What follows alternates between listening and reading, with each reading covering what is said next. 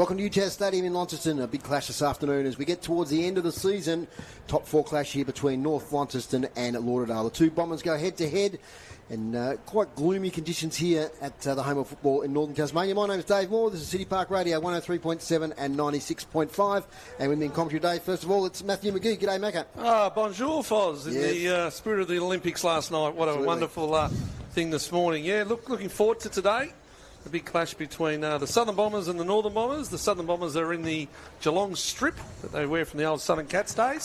So that's good for us up here in the box. And, last time these two teams played here, it was a victory to North Launceston, but we looked back, Foz, prior to the game. We saw that Lauderdale actually won that second half that day. So it does give us a glimmer. North Launceston sitting 13-0 and Lauderdale 4th on 7-6. So a big game for the Southern Bombers. And can North Launceston continue on with their unbeaten season? That's the question, Rob Soward, isn't it? To introduce you this afternoon, expert commentator. Can they continue that winning run? Bonjour, David. Bonjour, Matthew. Je m'appelle Robert. Great to be here, guys. Great to be here, listeners. And as you've both beautifully set up, it's an 8-pointer for Lauderdale today, guys, isn't it, in terms of the lay of the land and where the ladder is. And the wet conditions certainly, I think, would help them. And we were just saying off air before, if you're the Lauderdale coach today, to come here and bring your brand of football is not going to necessarily get it done today. You've got to take into account that speedy North Launceston transition off half-back and do something about that, Matthew, don't you? It is a different North Launceston side from what we saw here the other week. Of course, the Devils are on the mainland playing today, so they've got about 6 out of those Devils. And, of course, something to consider, Foz, 9 of these North Launceston players played last week in that state game. So and how does that go? And one Lauderdale boy in Siggins. Right. So how does that go in terms of the fresh legs? We saw last night with Port Adelaide and Carlton with the fresh legs. 5-day break, 7-day break, it did make a difference. So interesting to see. On stats today, Mr. David Gruber, who's celebrating his 9th anniversary of his involvement with City Park Radio. Yes. Western Storm versus North Launceston back in 2015. The photo came up this week, Rob. It was a clipboard, a clipboard with the binder folder with the no printed notes. It was all just pen and paper. I still like pen and paper now, but you can see now he's moved up into a professional template. Absolutely. We better get down to our boundary rider there. Chris Sayers waiting patiently to tell us about all the ground conditions as the players break up. Shut up, Macca. The only thing missing down here is a cauldron of flame, I can tell you. It's cold, but as usual, the ground is in great nick. Being an AFL standard ground, there's no surface water, but it is wet. It's going to be a wet day. The balls are going to be heavy. Slight wind, very slight wind, favouring the southern end, which is the end that North are going to kick to this first quarter. I think I saw that. It's about 9 degrees, feels about 6 degrees. I reckon it feels about 3 degrees, actually.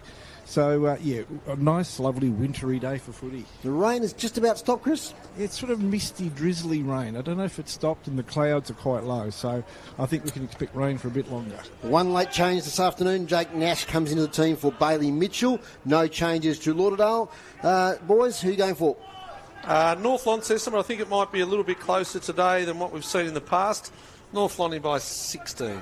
Yeah, I'll go North by about 20 just to have the margin different. I've said they won't get beaten on this ground this year, Macca. Yes. And I'm going to hold true to that today. Yeah, they may not. And some good clashes. Siggins has started in the centre on Blade Sulzberger. So the two state reps. And, of course, Alex Lee, big battle against Andrew Phillips. The ball goes up. Throwing it today, the umpires. Phillips gets it down. Sulzberger sharks it. Left foot. Inside 50 for Dave Gruber. Jacob Kerr takes front spot. It's a good punch from behind there by Oscar Shaw. And it comes out on the far wing to Reece Sutton. Sutton goes up the line looking for Franklin. Can't find him. Bales is there. Leafroy medalist from last week. Ball goes towards the boundary line. It goes out of bounds. Now, Rob, no 3, 2 and 1 today, keeping in the Olympics theme. Gold, silver and bronze medalists we're looking for today. Love it. City Park Player of the Year. That Fozzie told me a couple of weeks ago it doesn't exist anymore, but we pretend that it does. So, boundary throw in. That's my... It's your computer there, Megan. Listen to myself. Boundary throw in. Just a slight drizzle. And the ball stops there. In stereo there, Macca, for a minute. That's his surround sound. You have to listen to me twice. What a pain. Already been told to be quiet once today. I'm going to be told again. Little scrubby kick forward. Lee off his bootlaces. Cox Goodyear sees the ball out of bounds. So, Lauderdale, what can they do? They've started the season probably slowly. They've had a few injuries. They've still got a couple of players out. Jordan Lane back now. Good target up forward. Playing on Ives. Good matchup. Christensen played in the D-League today. Robert McManus played in the D-League. Sulzberger gets it from the stoppage. Griffiths nicely tucked under the ball there by Tyler Martin. Goes towards the side. The umpire, was that a whistle? No, it might have been over at Invermaid Park. It's been taken on the far side by Tilley in the long sleeves. Back into the side, Foz. Yep, Sam Tilley, seen him previous. Former Devil. He kicks up the wing, but intercepting there is Sulzberger. Sideways kick to Bales. Bales might be on Boscott. That's a good matchup. Bales now short to Leary. Leary to the centre circle to Summers. Summers can play on. Kick deep to full forward. He's got a couple of targets there and Chug. Use his hands in the back against Will Poland. Ooh. And it's one of those 50-50 ones, but umpire says a bit too much of a shove. And Will Poland will take the free kick.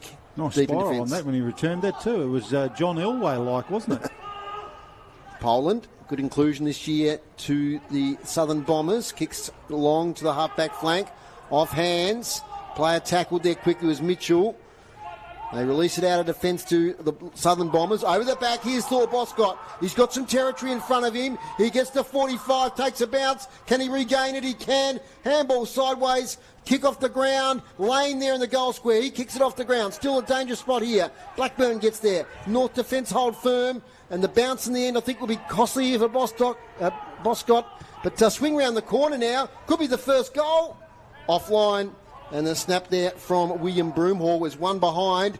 First score of the game. Lauderdale one behind 1 point. North Launceston yet to score, and Thor Boscott just took that bounce. Absolutely butchered it, didn't they? They did. So first point on the board. Exciting start though. Bales will take the kick in. You always got to step out the square now, Rob. Get the easy stat. Yeah, for sure. Here comes Bales towards the near side. Griffiths will set, uncontested in the end. Phillips just got a little hand in. They come inboard now. Tilley just out of his reach. He's got to set himself again. Goes by hand to Hooker. It's the younger Hooker in Fletcher. He tried to handball over, handballed it as well. Now comes back to Sutton. They're losing ground here, the Southern Cats, otherwise known as the Bombers in the Cats' tops. Siggins out towards the boundary line. And that was the larger Hooker, the older Hooker in Campbell Hooker, that said, look, he should have hit me target there. So, look, there's some good matchups here, Rob. There's some good quality players on both sides. Yeah, there is, Macca, and that's going to be the tail of the tape today, isn't it? Who wins those matchups? That's the thing. He's one of them. Phillips gets rid of his opponent in Lee, but it's well smothered there by Bennett. He gets the ball back now to Mitchy Nicholas. It's a neat kick, but not neat enough, and it's a defensive mark by Lauderdale. And that's not a great kick. It goes straight to Kerr for North Launceston. They now go fast, speed on the ball. Coming through the middle of the ground, Stingle finds Griffiths. Griffiths will have to kick from beyond 50. Watch him wheel and go. He gets that arc. It comes in low. It's Leary. Uncontested. Touch ball, was it? Ooh. Must have been off the boot. It was a touch ball because he took a chest mark uncontested. Probably, if you'd have heard a call earlier, he probably would have done better there. Yeah. Leary. But it's 1 point apiece. Here's Dave Moore. Yeah, strong tackle there by Gridley on the line. As Poland gets it out now in defence as far as Oscar Shaw. Oscar Shaw kicks towards the boundary line towards Broomhall. Getting in the way though is Simpson. Off hands, out of bounds. Must have been a feather touch on it because in terms of looking at how the ball flew and how he marked it, it looked clean ball, didn't it? So good work in the end by Gridley there just to lay that tackle. Van Dam now on Siggins. Siggins playing the state game last week, was tried in a variety of roles, Macca. I think he prefers this on-ball type role, played a bit wing last week, rather than being that solid forward. Yes. Doesn't like, too much with the bloke up your backside the whole time. He likes to float forward and hit the scoreboard that way. He's an imposing unit as an on-baller, though. Nat Franklin leading a lot of the stats this year. He's got it again. Tackled straight away by Oscar Van Dam. Yep. Yeah, they've got some quality around the ball, haven't they, with those names you've just called, Phillips, Siggins, Franklin. All good players. Lee sort of tapped it out, but Phillips with the boot in. But Bales is leading his opponent to the ball and takes the mark. 2 kicks out from goal. Connie Young back into the north side, gives them another key target. Great inclusion, lots of injury concerns this year. As Bales now kicks deep, Kerr will fly. No one can take the mark, off hands. And falling over there was Fletcher Hooker. Let the ball go. A lot of players around the contest. Coming out is Griffiths. Snaps on goal, near side. And it's through for a behind. And they're 2 behinds now, North Launceston and Lauderdale, 1 behind, 1 point. That's whistle out in for May Park's going to get me a couple of times today, got mate. me early. Did. Who's playing over there? Fozzo Wells and Old Scotch. Old Scotch. Big game. Old Scotch might Second just be a versus bit good, I fourth. reckon. Fletcher Seymour, one of our old players we enjoyed calling back in the Launceston days. Here's Mitch Nicholas. Another inside 50 for Dave Gruber. Declan Chugg, bit of party time from Chugg. Straight across the face, out of bounds. Inside 50s for David Gruber, please. 5-1, the Northern Bombers' way already. Yeah, 5-1. The other thing you notice too is as soon as that ball goes forward, lots of blue and white jumpers running back to get behind it and try and outnumber. So it is good to see them running, though, because at times Lauderdale is playing on a different size ground down there. They do struggle with that running, so it's good to see them. Let's see if they can do it all game. Phillips. Quick hit forward. Got some good yards, though. Here's Bryce Walsh, one of the soldiers of the TSL. Loves a scrap, loves a battle. His sort of day today. Hooker. Well done, Van Dam. The cleanest of them all. Here's Avent. Missed out last week on the state game. Filthy. Here's Walsh on the up. Oh, taken high. Leary. Umpire said yes. Leary's going to get the free kick on the 50. Beyond him. If you just joined us, 2 points North Launceston, 1 point Lauderdale. 7.5 minutes gone here at UTAS Stadium.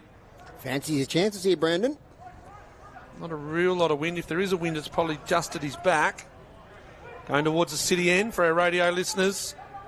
Leary, he'll kick from 55. Runs around on the arc.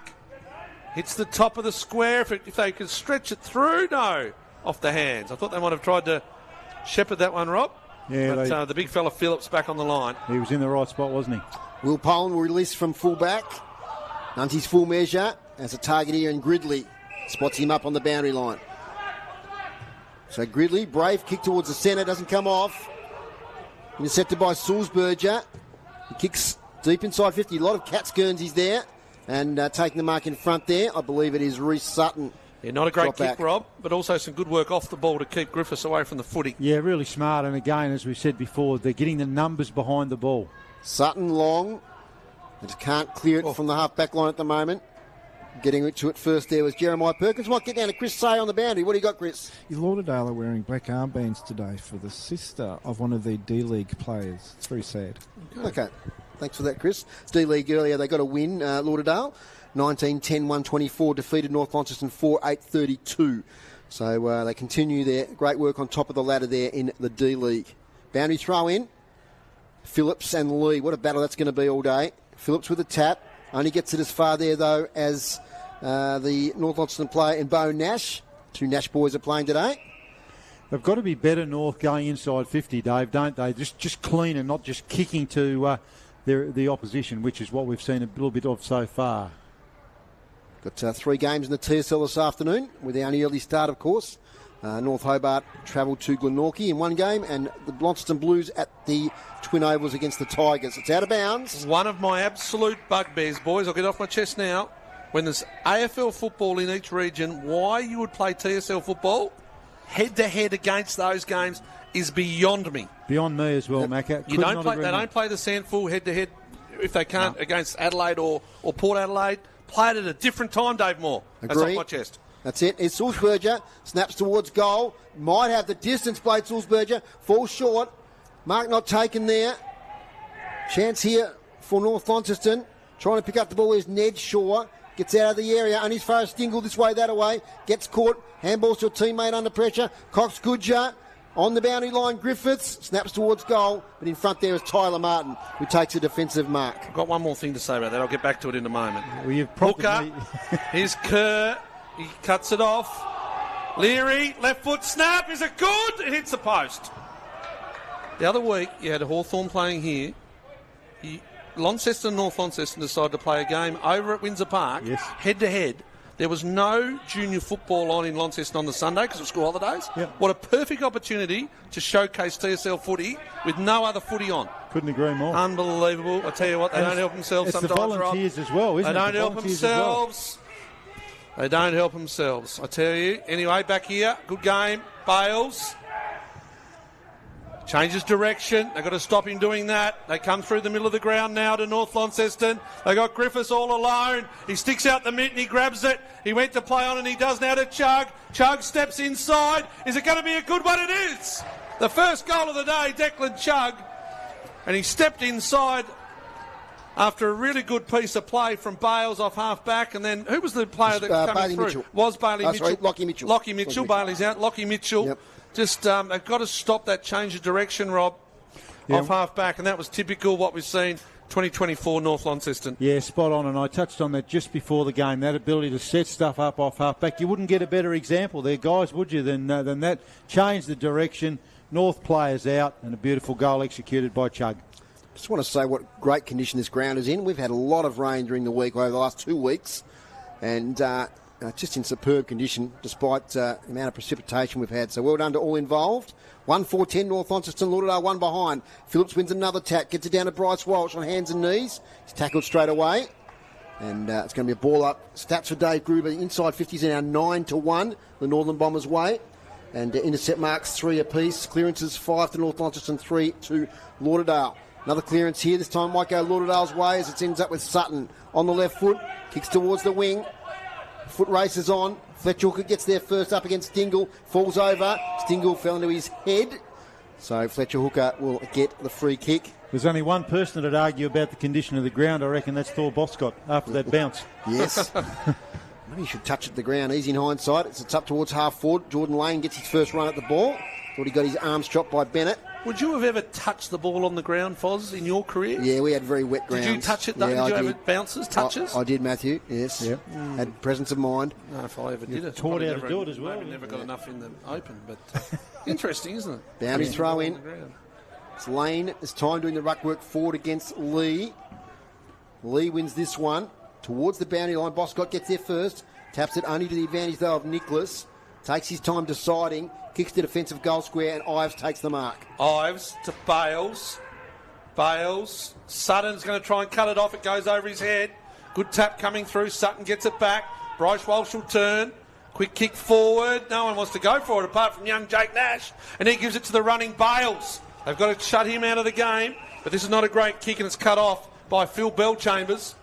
Bellchambers to the lane. They all converge on him because they knew where the ball was going.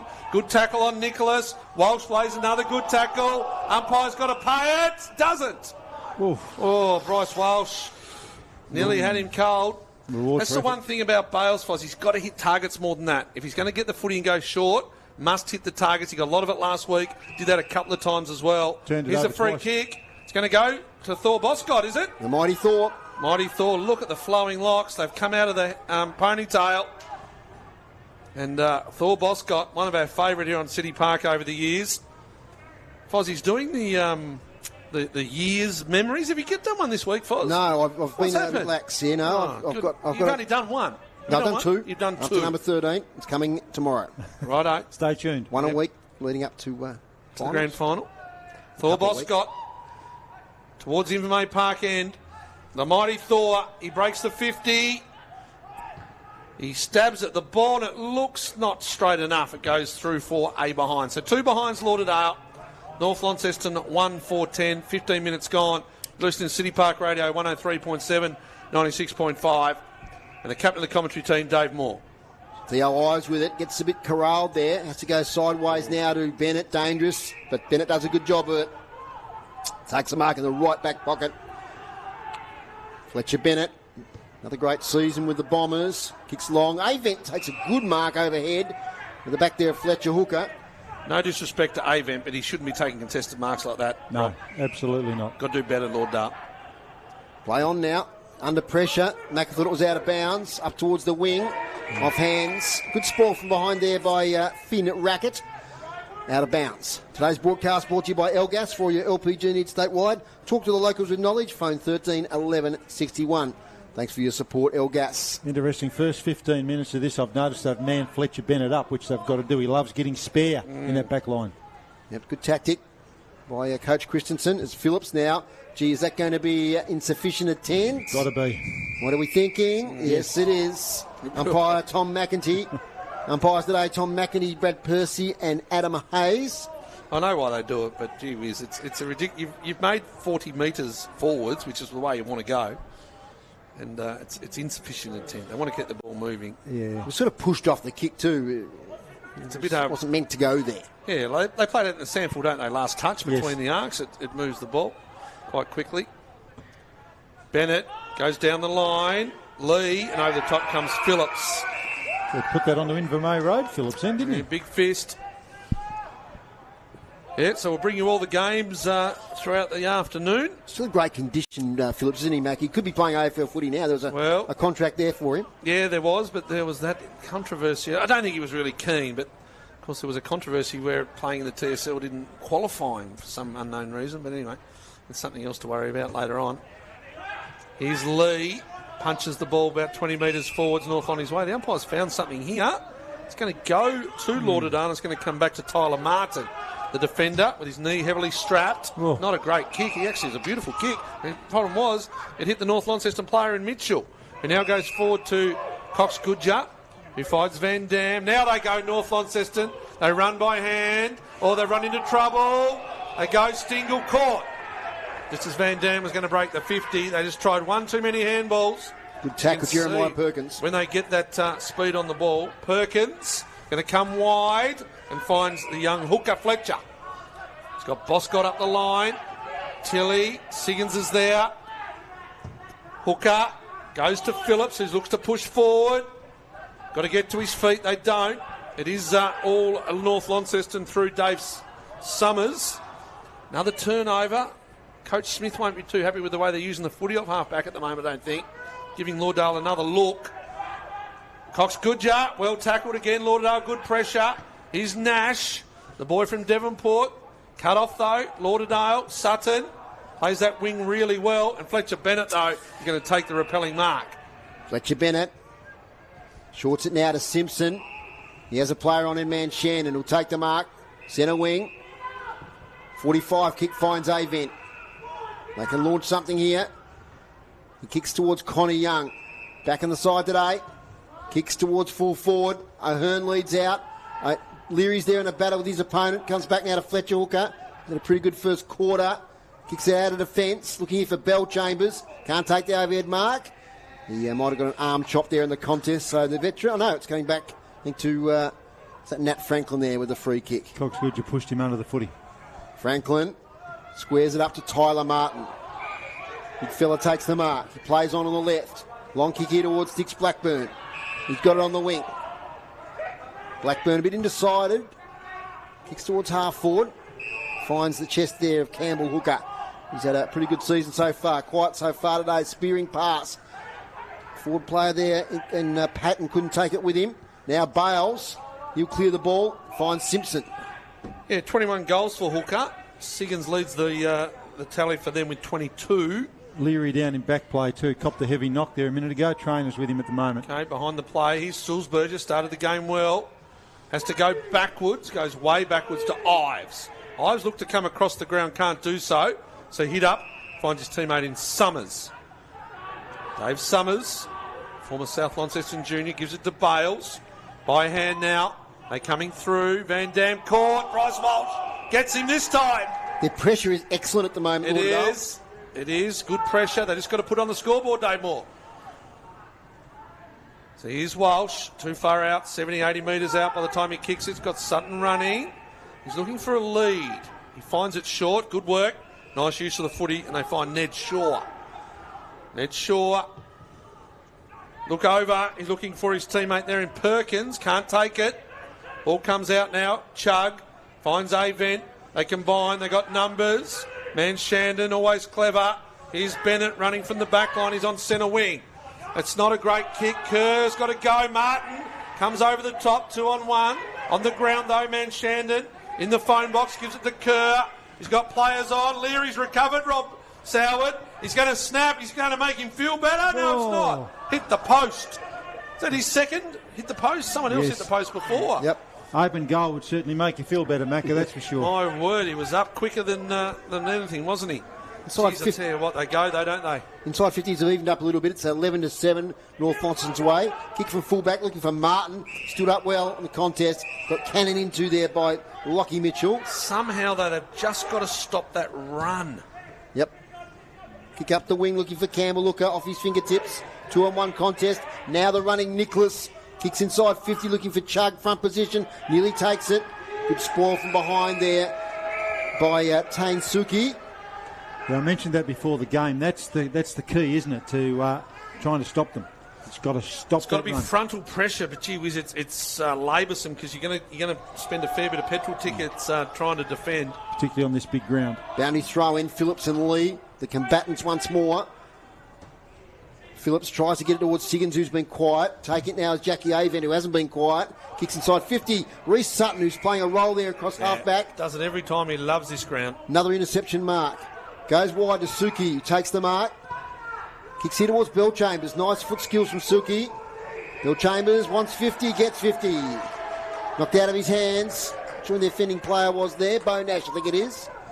And Bell Chambers being marched towards 60 metres out. Phil Bell Chambers, another in the long sleeves today. Good hit up. Oh, can't quite take the mark there. Good effort from Ives. That was Blackburn on the lead. Ives did well. Here's Bales again, left foot. Sutton finds his spot out on that wing. He's a marvel at it, Foz. Keeps his width. Keeps his width. Really good player. Just plays that wing roll. Runs well. Goes sideways.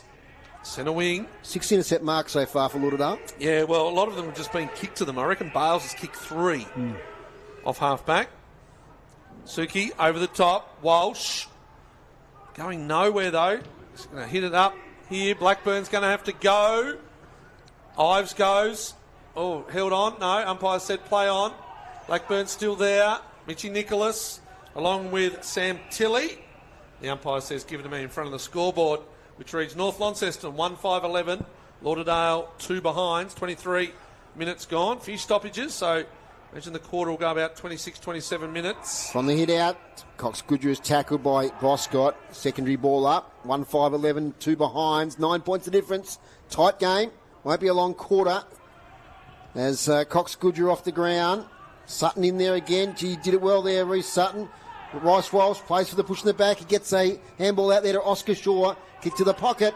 Straight down the throat there, though, of Lockie Mitchell, who says, I'm going to settle things down. Then he plays on.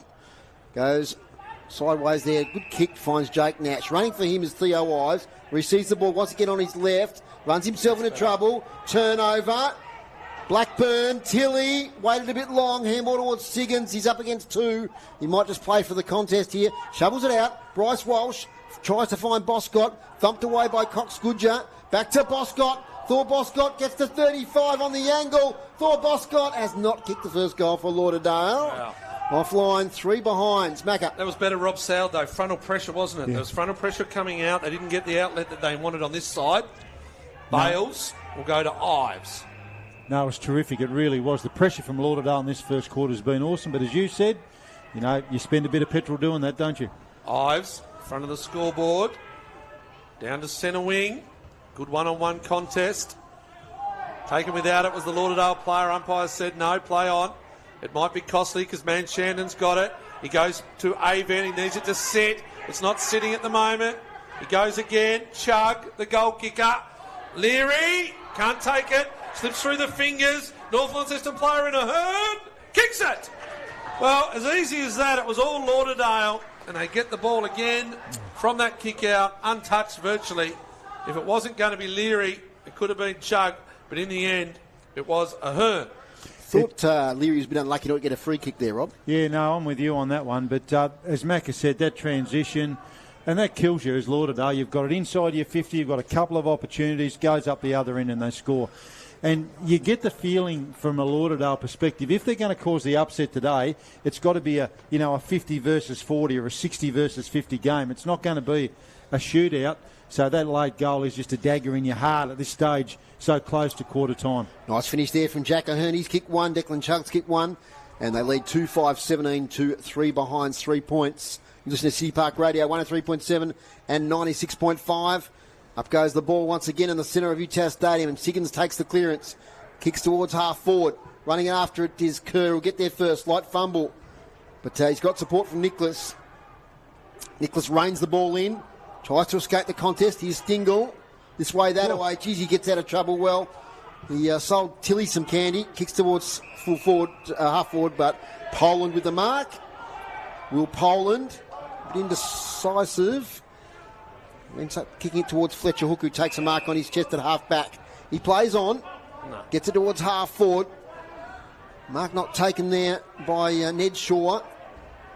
It's now held up in a tackle there. Was the player in Fletcher Hooker. Yes, Macca. Well, it's the kick mark game rather than having run. Who was running past Hooker then to cut back in on the 45? That's what they needed, rather than him going down the line to a one-on-one. Lee thumps it in the Stingle direction, but it ricochets back to Phillips. Picking up a Sulzberger. Defensive handball. Dancing around there is Nicholas. Kicks it to the centre circle towards Bo Nash. Bo Nash kicks it up. Now he has an outlet in Sulzberger. Gee, that's a good kick, Bo Nash. He gets the handball now to Declan Chugg, who's under a little bit of pressure. Kicks it towards the pocket, towards Leary. Second grab, can't take it. He was almost off before he took the mark. Well done, Gridley. Gridley takes the ball, gets it to Poland, now to Siggins. Back to Poland. Gets the handball now to Rackett. Rackett right on the boundary line. Kicks up the wing. Good work there by the Lauderdale defence. Off hands. And there's a free kick in the marking contest. And it's going to go the way of Thor Boscott. Yeah, started well, Boscott. Leary needs to get some grippo on those hands at quarter time, doesn't he? Back into the TSL this year from down, was it Cygnet? Yep. I think so, yeah. And in the SFL. They won a Premiership flag, last didn't year, they? Yeah, did dramatic well down circumstances. She's going to go short. They're looking for the clock here now, I'd imagine. Just saw there, though, Rob, the change of direction from north. I was pointing it out. They try to go inboard this time, but it's to a nest of Northern Bombers. Yep. Nash This is what to they do. Bales. Left foot, good decision. Finds Leary on the chest. It Got was it this nearly time. another mark. It's going to be paid or a free kick. Gridley's wearing him closely, but it's going to be a Leary. Could be a shot after the siren. 28 minutes gone. It's been a Leary's fascinating battle between Gridley and Leary. Gridley's playing him close, but Leary just has that touch of class. He's had 2 shots at goal, hit the post. He's had another one there where he should have taken the mark. One should have been a free kick. So I'd say it's Leary points at the moment. But yeah, I get but he just gets out the back all the time. And once again here, though, just that kick. They tried to change the direction. There is the siren. And it just went to a nest. They just converged to the Northern Bombers. So this is 2-5-17. It's to go to a lead of 20 points at quarter time, which could be significant. Leary misses another. That's his third miss of the day. That one doesn't even hit the post. It goes through for a behind. So 2-6-18 North Launceston. Lauderdale 0-3-3 behinds. 28 minutes, 50 seconds a quarter, Dave Moore. Goal kickers, Macca. Jack Ahern and Declan Chugg. Rob, your thoughts on the first quarter? Yeah, look, if you sort of just wandered in and you looked at the scoreboard, Lauderdale, I think, probably didn't get the reward for effort going forward as they probably would have liked. And their pressure around the footy, Dave, was absolutely terrific. The Bombers, on the other hand, and Macca made a really, really good point during the call, kick and mark style from Lauderdale, kick and mark. Bombers, as soon as they mark, they're off. There's, I think you called a nest of them, just coming through and running in waves, and that then led to the 2 goals that they did kick. So a bit of an arm wrestle, but certainly scoreboard, for mine at the moment, Lauderdale just need to convert their opportunities a bit better. North Launceston 2-6-18. Lauderdale 3 behind 3 points. Stats thanks to Dave Gruber at quarter time. In the hit-outs, Lauderdale 18 to North Launceston 8. So a great battle there between Phillips and Lee. Clearances 10 to North Launceston, 5 to Lauderdale. Inside 50s 17 to the Northern Bombers, 10 to the Southern Bombers. A lot of inside 50s there between the two teams. Marks inside 53 to North Launceston, 0 to Lauderdale. And intercept marks 7 to Lauderdale, 6 to North Launceston. Free kicks 10 to Lauderdale, just 2 to North Launceston.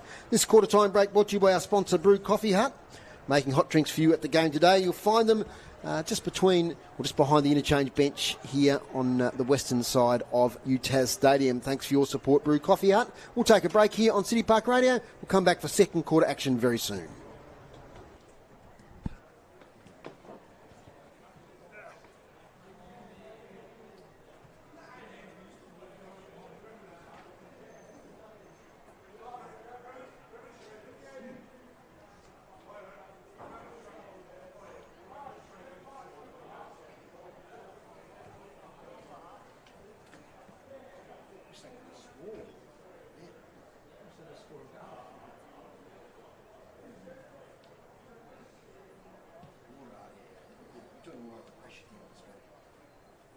the damn wall brace. Something different. Different, like clear their forward line out or play them like back or. They haven't taken a mark inside. No. Yeah, he's a bit wide. Cops good to be pretty wide.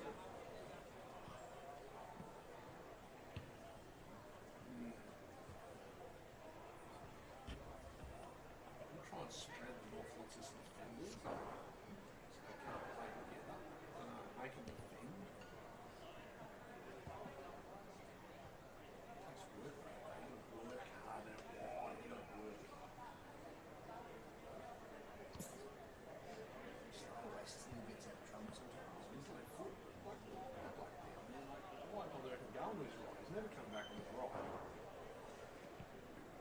It's all about scanning your opposition to a play.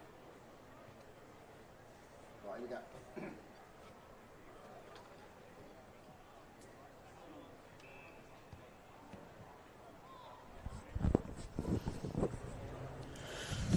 Northern Bombers 2-6-18. Southern Bombers 3 behind 3 points. Both teams are still in their respective groups.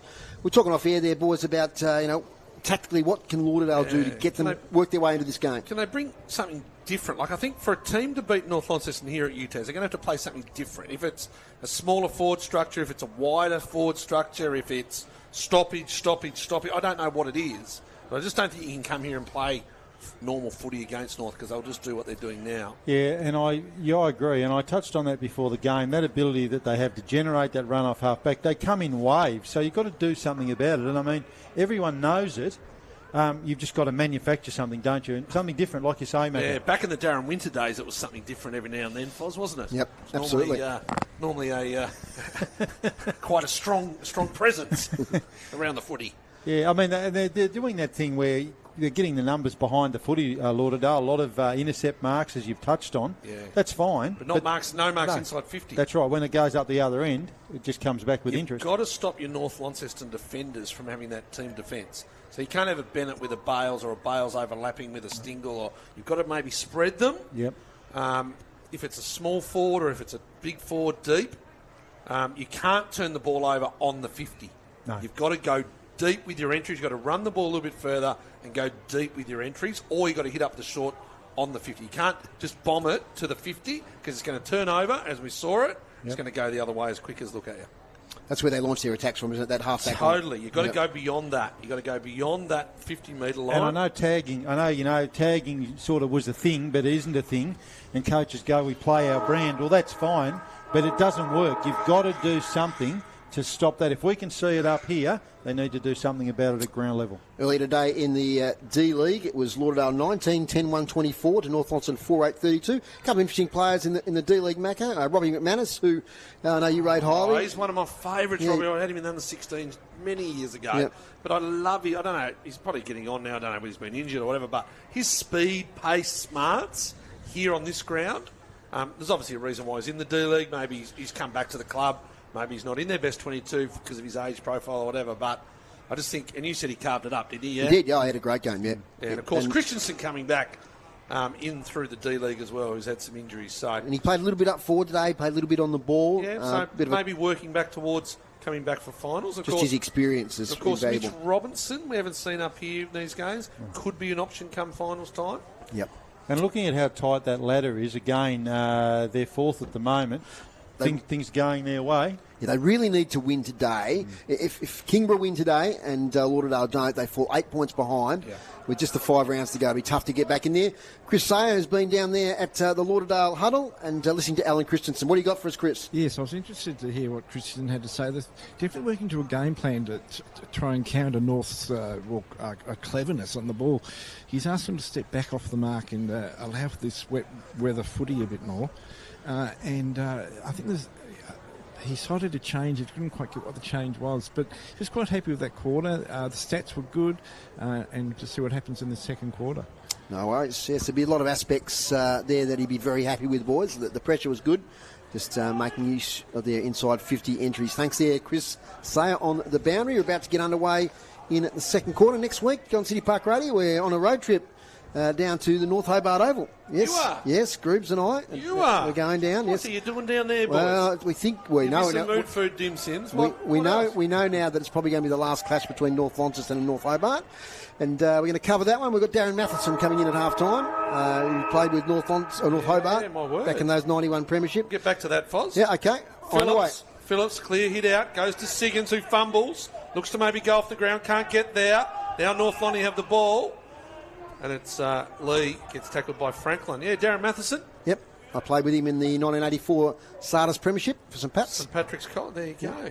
Oh, what a gun side that would have been. Get drafted somewhere, Foz, back in the day? He played under 19s with Richmond. It was sort of pre-draft days a little bit. Yeah, okay. They're away here now through Van Dam, North Launceston. Hit up, finds Leary. This might be a little bit good at the moment, Leary, I believe. A bit fast, as much as they're working hard back there, the Lauderdale defenders. Probably his fourth shot at goal? Yeah. I don't mind, though, Maybe if I'm fifth. Lauderdale giving it up to him here, Macca, because he's the guy that does the freak stuff. This stuff he struggles a bit with, doesn't he? Oh, he might run around him on the mark here. So Leary is going to once again kick beyond 50, so he's a long way out. He breaks that arc, he puts it into the breeze, and it falls short and goes straight down the hands of Phillips. Well, I'm on the road next week too, Fozzle. I'm off to Kingborough Okay. to watch the Tassie Devils. Yep. Well, I'm on the road as well to Four Springs, Macca. Oh, to try and catch a little trout. That's the one, or a big trout, actually. Ball comes down now. Lane goes out of bounds. Yeah, Devils are playing down there next week versus Calder. Okay, the Calder Cannons. Yeah, they're about fourth on the ladder, so it should be a good game. They've got a young fella, top sort of 10 draft pick, who will probably end up going to Eston now. They've most probably changed the NJ rules. Oh, yeah. Yeah, Kako, nice small forward. Big raps on him. Yes, exactly what the Bombers need. The Northern Bombers don't need too much here as the ball goes out of bounds on centre wing. Not much happening. Of course, the Devils are playing this afternoon, Macca, versus Geelong Falcons at La Trobe It's University. another delay for their flight this morning. Not too much, but just another, it's a tough day for those young boys and girls to travel and play all on the one day. Umpire Noah Jackson throws the ball in. Phillips comes down the front. Here it comes now. It spurts out the side. They need a bit of luck. Ned Shaw. Lane may be held. Yep. He is held. He made the umpire see it. Yeah. The arms were wrapped around from Theo Ives and Jordan Lane, number 55, the big fella. Jordan Lane will feature in one of my top 15 moments. I know what that one is. Yes. Jordan Lane, the former Kingborough player, Foz, the former Yep. Tiger, will have a shot at goal. He did put the flashing lights on that one, though, for the umpire to see it, didn't he? 16 goals for the year. Jordan Lane, interrupted start, wasn't it? Jordan Lane coming back from the VFL. Boy, oh boy, they need this one. Jordan Lane, he'll break the 50. He eases back, it's not going to get there, and it goes through for a behind. So doing it in singles, Lauderdale 4 of them, and North Launceston 2-6-18. From full-back, Harry Bales has the ball, just wipes the moisture off it, escapes the goal square and kicks long to the railway wing. Here, Griffiths is behind. Mark should be taken in front once again by that man Sutton. Just need to score, Rob. So Reece Sutton, now he's got a player in the pocket who he tries to spot up. Gee, I think that was Simpson getting the hand in, did well against Ned Shaw. Now they're away through Bennett to Sulzberg, will be under pressure. Will handball to Van Dam, who's also under pressure. Good follow-up, Ned Shaw. Second time he's been caught today. Yeah. Ned Shaw, Just a poor decision inside 50 again, though. Lauderdale. 2 kicks out from goal. Kicks towards the hot spot. Boscott front position. Over the back, Sammy Siggins in a foot race with Stingle. Stingle, little kick in front of himself. Siggins there again. Fletcher Hooker's got it. Well, runs into Stingle. High contact. Stingle pleads innocence. Fletcher Hooker tries to play on there for a moment, but decides to go back. Beckons players towards him. Then kicks towards half forward. Blackburn's got it. Falls over. Releases the footy. Trying to break through there was Perkins. You had Phillips pushing to about 25 out from goal. You could see that that's where he wanted it. Didn't get there, Rob. No. The kick too shallow. No, they've just got to be better inside 50. This is their 4th inside 50 for this quarter versus 1. Out the back, here's Boscott. Oh, gee, good work, Cox. Good job. Gave him the big hip and shoulder. Out of my way, Thor. So kick now up towards the attacking 50. Contested footy. Franklin. Centering kick to Sutton. Clears his head, though. And now Simpson can break away. Gets the overlap now. Nice little kick here if it can bounce for Avent. Bounces okay for him. He taps it up to himself. gets to 60 out. Backtracks, gets around Poland, left foot kick centering towards Jacob Kerr. He's 1 on 2 there though. Griffiths tries to make something of it. He can't pick it up, hovers over the footy. It'll be a ball up. Deep in attack now for North Launceston. They lead by 14 points. Just that scrubby kick, just a little bit too far for Sutton. And they were lucky that they didn't score there. Lauderdale for North Launceston. Phillips again. It's Declan Chugg though. Ball doesn't sit like he needed to. Jeremiah Perkins, Boscott drops the shoulder. Umpire says, give it to me. Just inside 50, and now they still haven't got a goal on the board. About to get underway down at Bellreeve. Kanga's a chance down there against the Cats. Inside 50 for North Launceston. Jacob Kerr. Leary. He just lurks like a cat. He wants to pounce on anything. And the umpire circles and says, give it to me, left forward pocket. 6 minutes gone, 2-6-18, North Launceston, Lauderdale, 4 behinds. Here's Phillips. He's a mountain. This doesn't go far though. Nash. It's Bo Nash. Comes forward. Avent. Busy. Leary. Busy. Here he comes. He's looking to come inside. He'll have a look at the goals. He can't get there. Sutton. Excellent first quarter from the Lauderdale winger. Working hard in front of the scoreboard. Far side of the ground. Comes over the top. Lauderdale. William Broomhall. They look for deliberate. The umpire agrees. Ooh. It's going to be insufficient intent. Van Dam to kick it back in for the Bombers. Van Dam, 60 out from his goal. Inside 50s for Dave Gruby this quarter. 4-3 Lauderdale's way. Van Dam centering kick. Big Phillips is there. Towering presence. Off his hands though. Still a chance here for Bo Nash. He's tackled to a standstill. And it will be a ball up. Just get the impression, Rob, the next goal in this game is going to be pretty important. Yeah, it really is. It's got to be Lauderdale's goal, you'd think, if they're going to be any hope today. A one hit of the Bombers, Northern Bombers, makes it really tough. There's ball still in a contested situation, close to the boundary line. Am I going to free kick here? So whistle on play. It's going the way of Will Poland. Will Poland in the back pocket for Lauderdale. Spearing kick here, looking for Boscott. But taking the mark is Bales. Plays on, puts himself under pressure. Kicks it straight back to Poland. Oh, his teammate spoiled him. Connor Young on his return gets his kick smothered. It's off hands, 1 behind. 2-7-19 North Launceston. Lauderdale 4 behinds, 4 points. It's a tight contest, 7.5 minutes into the second quarter. It's a tight contest, but they still need that goal. Just give them a bit of energy. The pressure's good, Lauderdale. Another turnover, Sulzberger. Oh, coming through hard there. Big field. Bell Chambers. He's got no one to give it to. He gives it to Grass. Blackburn taps out the back. Hooker gives it to his brother. The old to the young. And he's caught in the tackle there is Fletcher Hooker. Well, big field didn't know where to give it. He just kept going in one direction, Phil Bell Chambers. Straight. Does not deviate. No. Here's Mitchy Nicholas, taken by Boscott. The umpire said it's on the kick. It's going to come back to Mitch Nicholas. You need a few Bell Chambers on days like today. A little Thor Boscott ear rub there, Mitchy Nicholas. He did. Got up pretty Thor from Thor. He was. Mitch Nicholas will change direction. That short 45. Finds Avent. Mighty Thor's bouncing around in the middle there. Oh, he's nearly taken there, Avent. They go back to Bales. Bales will step inside on the left foot. Goes long, 20 out. Let's have a look for the mark. Chug! Oh, it's fallen in his lap. What a mark. He dropped the mark. He hit the deck. The ball has come down from the sky. Sir Isaac Newton with the apple type scenario. Yep. Hit him on the chest and he takes the mark, Declan Chugg. Absolutely. Beautifully I'm cool. just watching on the stream here. Bales just that launch from 60. 15 metres out. Declan Chugg stabs at the goal and it's another goal.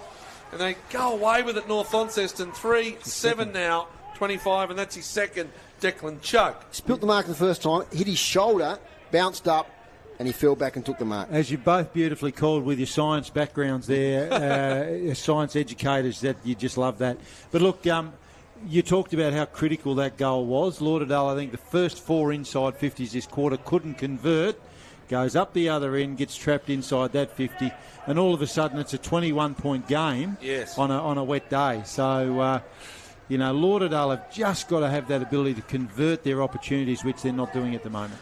North Launceston haven't got many deficiencies. If they've got one, it's a lack of a real tall forward presence, is it? But they managed to improvise. They've got other options. Yeah, well, big Tony Aganis was playing that role for them. And, of course, Ollie Dean, when he comes back from the Devils, they come out of the middle through Stingle and they take the mark. Harvey Griffiths. Why do you need a tall forward, Foz, when Harvey Griffiths has kicked 40 for the season? That's right. What a ridiculous call. No, it's not a ridiculous call. I know what you mean. It's a good call. Particularly, too, in got Phillips dropping back in there. Did he break his leg or was it his knee? Yeah, he did. Last play in the game, wasn't it? Broke the leg. And Ollie Dean, of course, playing Devils today. But Harvey Griffiths, he leads all comers in the competition with 40. And that's another beauty, and they're away.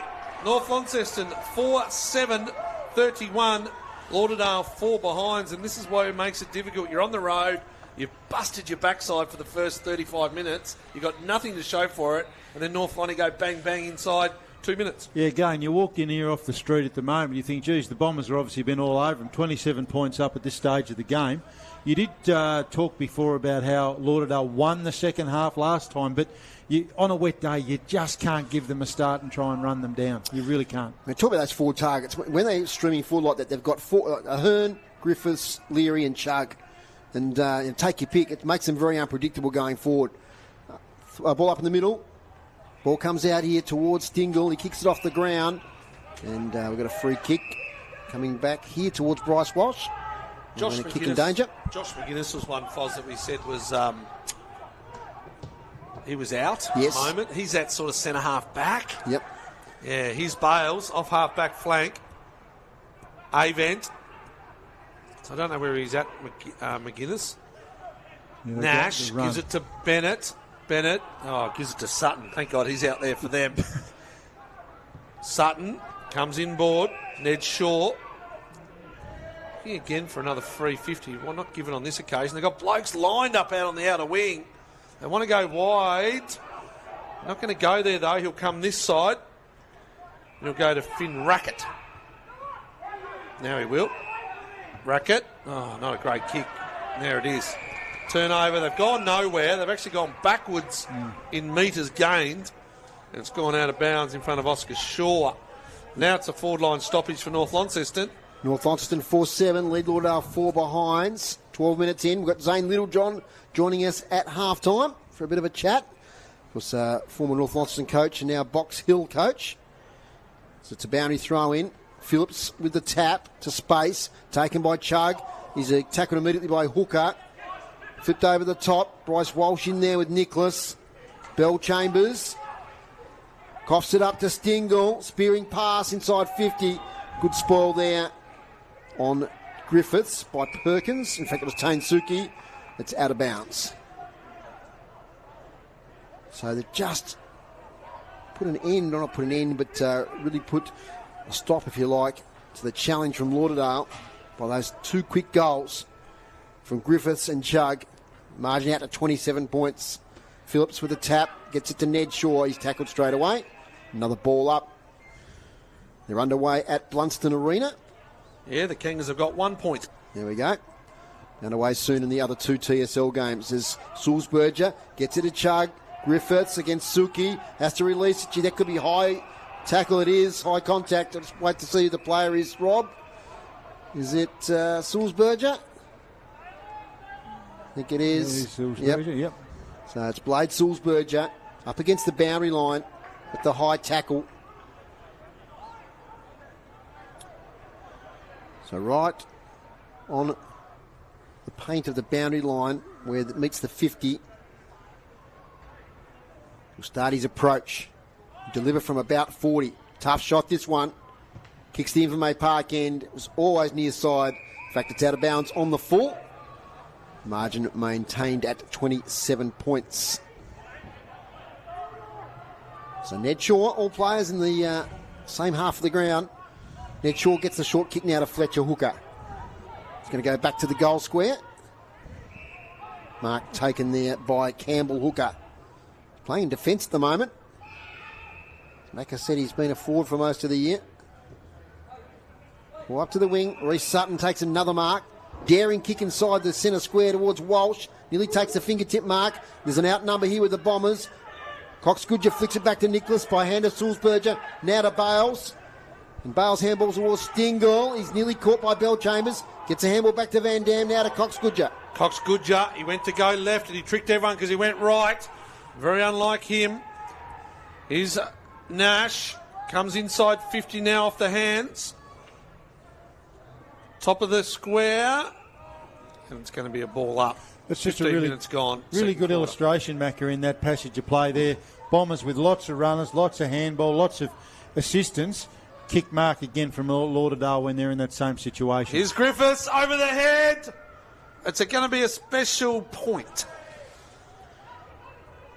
And they're going to have another kick out here, Lauderdale. Beautiful sight in the distance as the clouds are cleared. Mount Barrow shrouded in snow. Can Jason nearly get that in the background there? Excellent. His little short kick comes out towards Poland. Good to see. Like a David Attenborough DVD here, isn't it? Yeah. Ben Lehman will be even better, I reckon. As Science, weather. That's it. Poland now outside defence. Front position Lane. Good thump by Ives, who's done a great job today on Jordan Lane. Stingle, handballs backwards to Bales. Here they come again. Bales, though, coughs it up to Fletcher Hooker. He just pumps it inside 50, but there is nobody there at all. First one back there is Lockie Mitchell. He falls over the slippery turf. Now he gets up and shorts it to Bales, who's continuing his good form from last week. Goes short now to Van Dam. Oscar Van Dam back to Bales. Now to Bo Nash, to Cox-Goodger, all by hand. Player down in back play, Rob. Bales. So Lee gets it to Stingle, leading up. Fast to the ball, here's Ahern. Good sport from behind by Suki. Out of bounds. A little how you do after he got rid of that footy. Yeah, he's just rubbing the side of his head there. Boundy throw in deep in attack now for North Launceston. Inside 50s for Dave Gruber. 10-5 this quarter. And it was 4-1 Lauderdale's way at one stage. I just accidentally ran into Andrew Phillips. Phillips. Size differential there. As there is in this ruck contest, as Phillips, it's the leap there on Young. Out it comes. Young, though, little handball.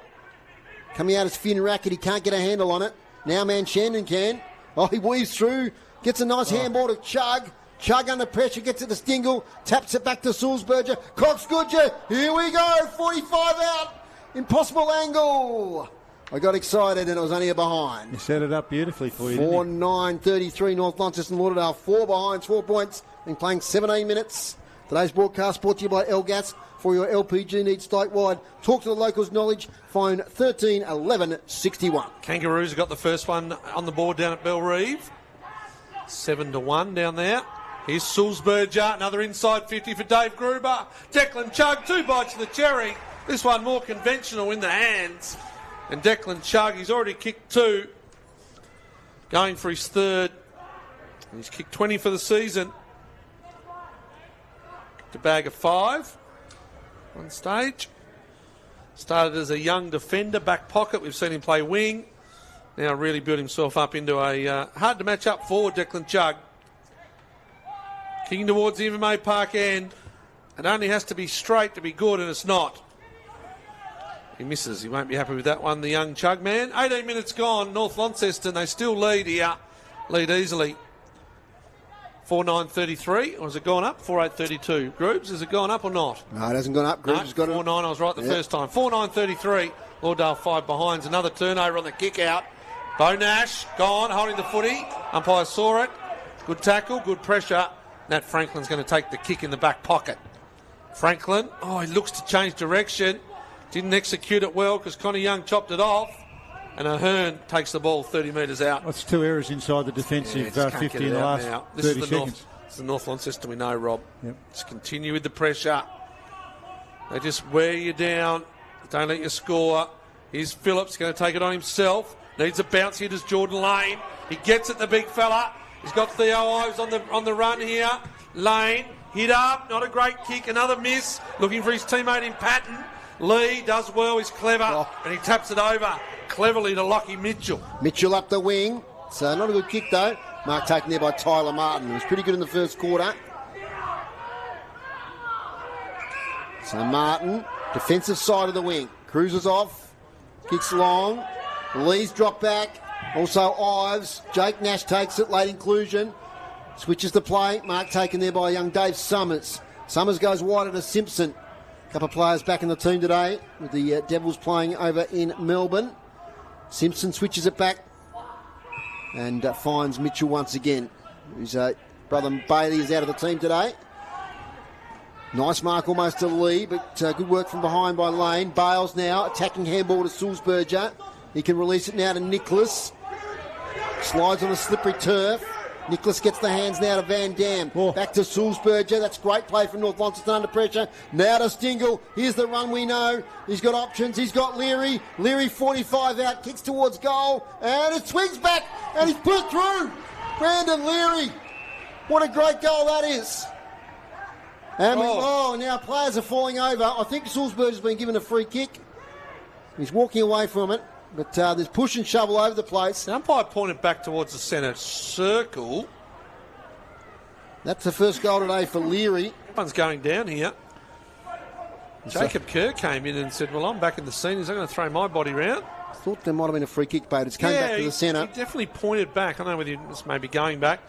Underway, speaking of the Tassie Devils girls, Foz, they're underway against the Geelong Falcons over in Melbourne. They're 13-6 up early in the second quarter.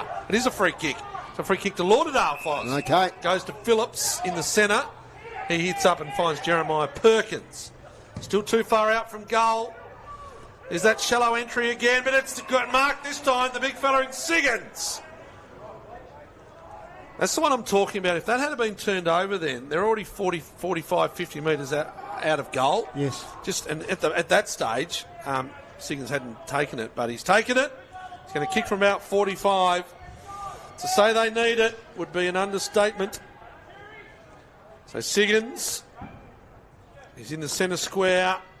He's now going to cross the 50. Experienced player, premier player the last half a dozen years in the TSL, and he makes no mistake. Sam Siggins' goal, the first for Lauderdale. I think we'd all agree they've been better than that, haven't they? Yeah, 1-4-10. They have been better than that. Just some crucial errors going forward. Yeah, absolutely. They've certainly haven't got reward for effort, but to say they needed that, as you said, Mac, is the understatement of the day. At this stage of the game, almost half-time, they've only kicked one goal. They've been a little bit wasteful. You know, Boss got up there with the bounce in the first couple of minutes, missed a couple of opportunities, and then the ball gets turned over and goes the other way. So, to me, they'd want another couple if they can before half-time to stay right in this. We didn't get a chance to let the Leary go much with all the push and shove that was going on, but the ball there of Leary's, it looked like it was missing for all money. It just had a little turn at the end. Back underway. It's Siggins again. Back to Fletcher Hooker. Air swing with the kick. Now Van Dam's going to take it away. Kicks off the ground. Perkins gets there first. Tries to wrestle the ball away. Phillips did well. Got it to Bryce Walsh. Now to Boscott. Now to Oscar Shaw. They kick up towards Ned Shaw. Nice kick by Oscar. Siggins again. Two kicks out from goal. Centering kick. And Campbell Hooker takes the kick. We've got the game on the screen here for us to watch the replays. That's great. Thank you very much, Jason. But back on play, it's Campbell Hooker. 20 goals for the season. 21 goals, Dave Moore. So he's been fairly quiet today. He was down the back line not so long ago. But it's for two in a row. And bring the margin close to half-time back to 23 if he can convert. Another goal to the Kangas. Campbell Hooker to the town end of the ground. He's not going to quite make the distance. Oh, that's right on the line. Alex Lee's touched the ball, much to the disappointment of the Lauderdale supporters below us. So one behind. 1-5-11 to 5-10-40. Yes, the scoreboard's a little bit wrong there. Grubbs is on the money here.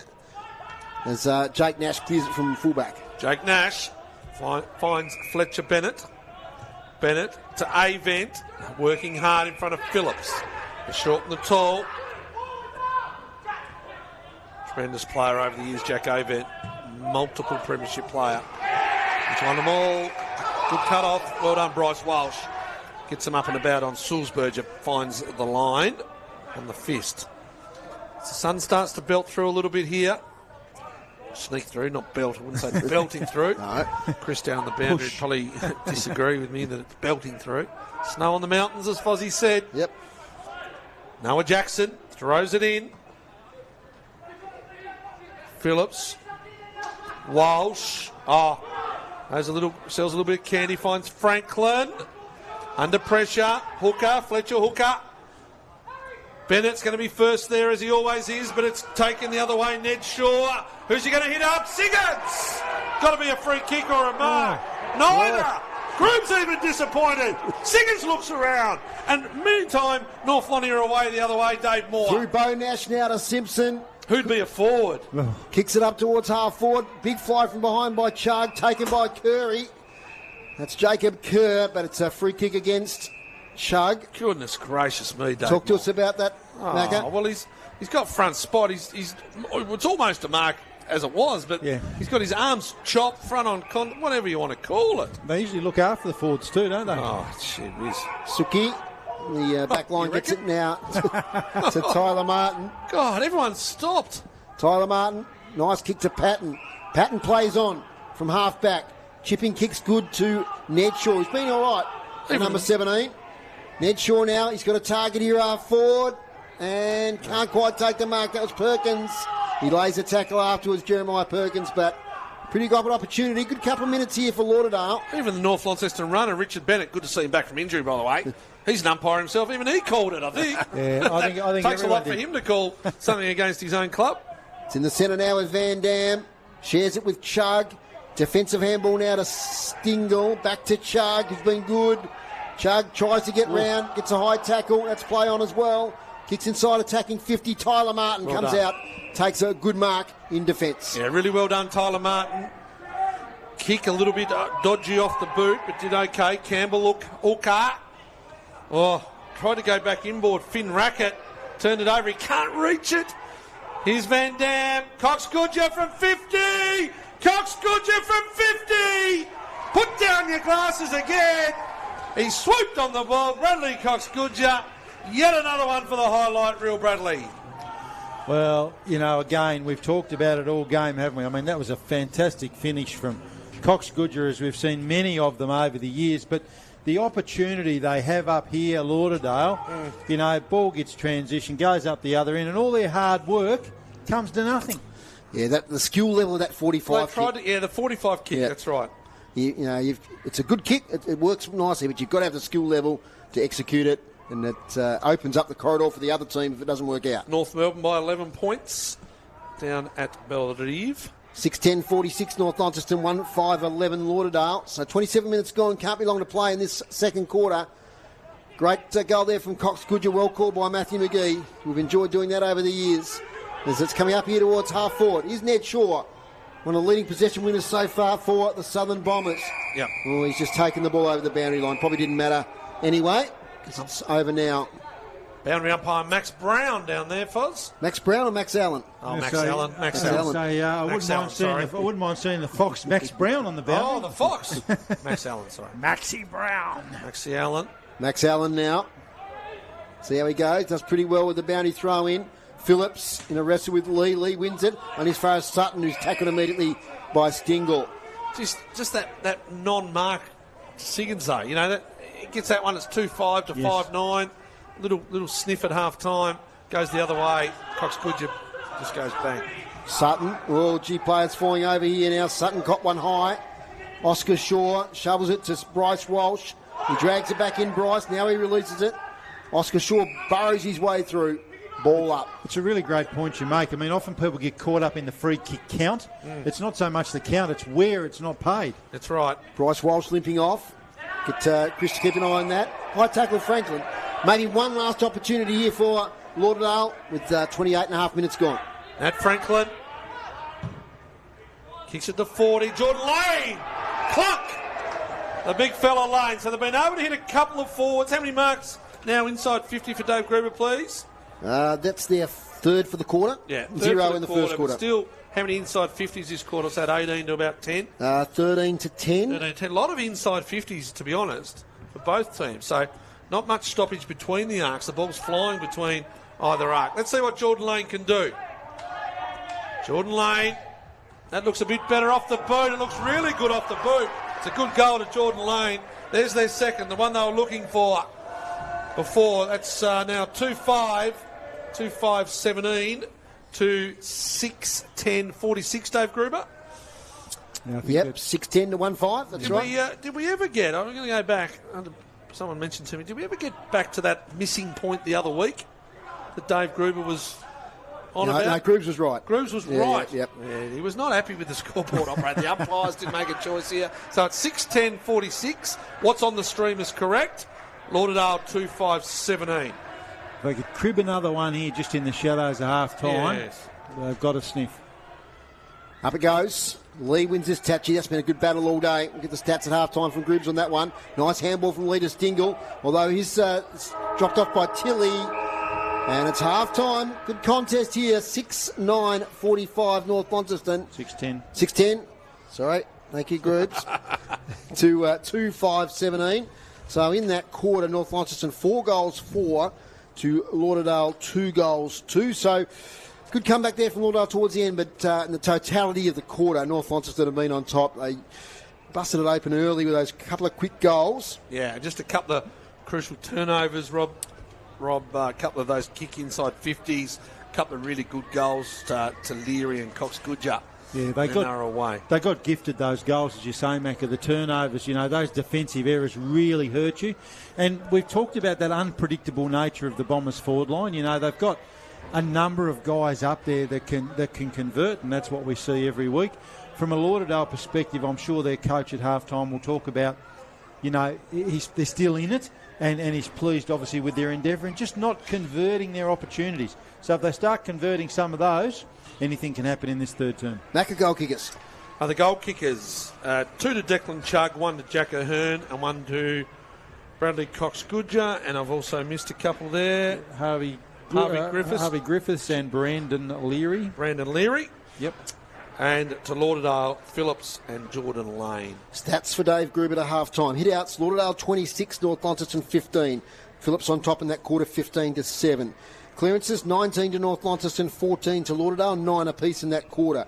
Inside 50s, 30-20, the Northern Bombers way over the day, 13-10 in that quarter. Marks inside 50, 7 to North Launceston, 3 to Lauderdale, 4-3 that quarter, the Northern Bombers way. Intercept marks, 10 to Lauderdale, 7 to North Launceston. And free kicks, 19 to Lauderdale, 5 to North Launceston. So a big disparity there. Half-time, time for a break and a hot drink. Get a cappuccino from our sponsor, Brew Coffee Hut. They're at the game today behind the interchange benches. Macca, you've seen something out on the ground. Well, the umpires haven't changed the scoreboard. So the controversy again, Dave Gruber. There's controversy. Okay. Groups went back through the videotape last time, and he said, you tell me that they... Oh, honestly, you'll go on about this all week if they don't change it. Now, we need to get to a break because we've got to get to Zane Littlejohn, who's going to join us after the break here on City Park Radio. At half-time, it's the Northern Bombers by 28 points. He'll go off his head. They missed the point again, Gruber. Do you make these points up? No. You go home and have a look at it tonight. We're on a slice there, boys. We'd like a little bit of slice.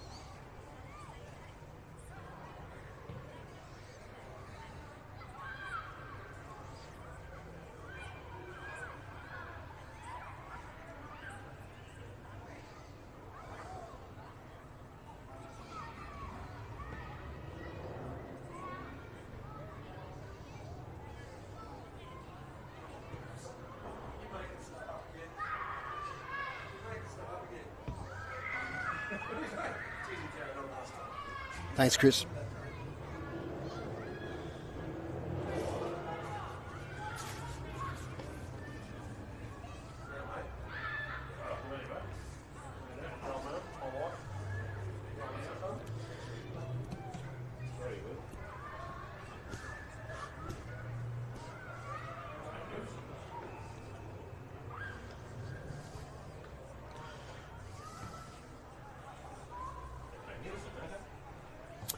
Dave Moore here on City Park Radio with the team, Matthew McGee, Rob Sauer, Dave Gruber and Chris Slayer, bringing you all the action here at UTAS Stadium for a pretty critical game for especially Lauderdale. They're trying to keep in touch with the top three, but they're trailing at half-time 2-5-17 to 6-9-45. Each year here on City Park Radio, at some stage during the season, we'd like to catch up with former North Launceston coach Mr. Zane Littlejohn, who's now, after a stint at Brisbane, is now coach of the Box Hill Hawks over there in Melbourne. So it's a very great welcome to the City Park Radio commentary team to Mr. Zane Littlejohn. G'day, Zane.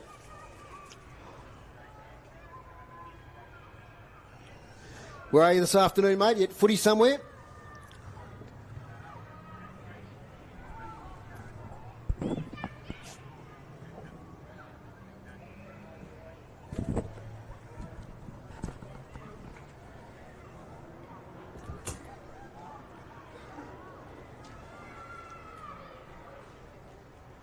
No worries, mate. I saw your three-quarter time address last week on the socials there. What a fantastic address that was. I thought it was a real good mix between a little bit of old school, let's be tough boys, and a lot of tactical stuff as well. For those who don't know a lot about coaching, when do you start formulating a speech like that? Are you thinking in the box a couple of minutes to go, what am I going to say to the players at three-quarter time, or is it sort of off the cuff a little bit?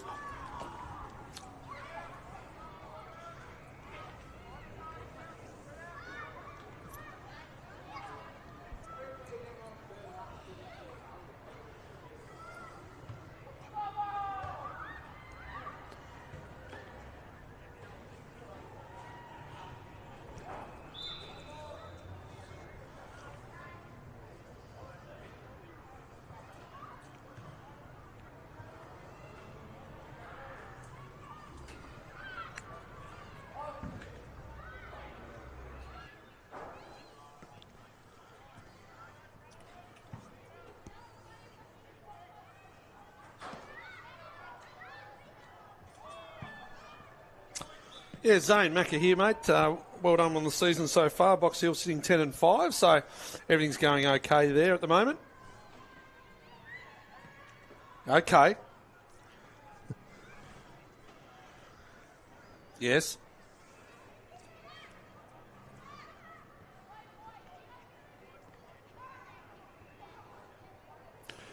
One thing I want to focus on today in our interview, if you don't mind, is just the relationship and how things work with, say, like Box Hill and Hawthorn, like yourself and Sam Mitchell and all the assistant coaches at AFL level.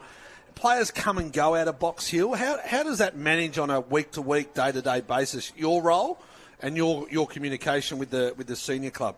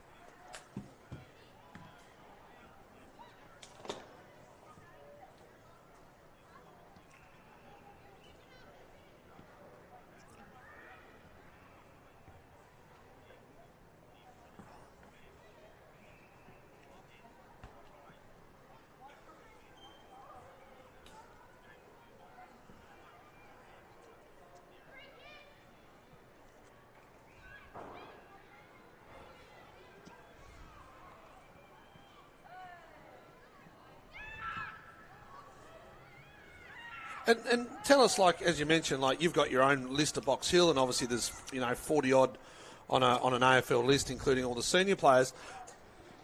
Sam Mitchell obviously has his game plan based on his cattle that he has each week and the squad. Do you follow that game plan as such at Box Hill to make it easier to transition from Box Hill to Hawthorn, or is it a bit harder because you don't have the same cattle as the senior squad?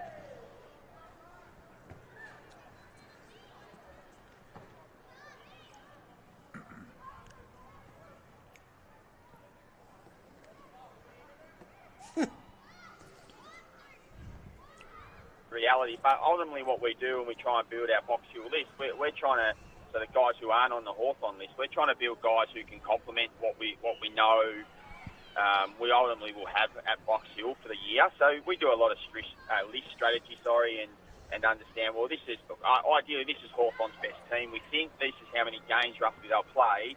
So we need an extra 3 or 4 genuine inside midfielders, or an extra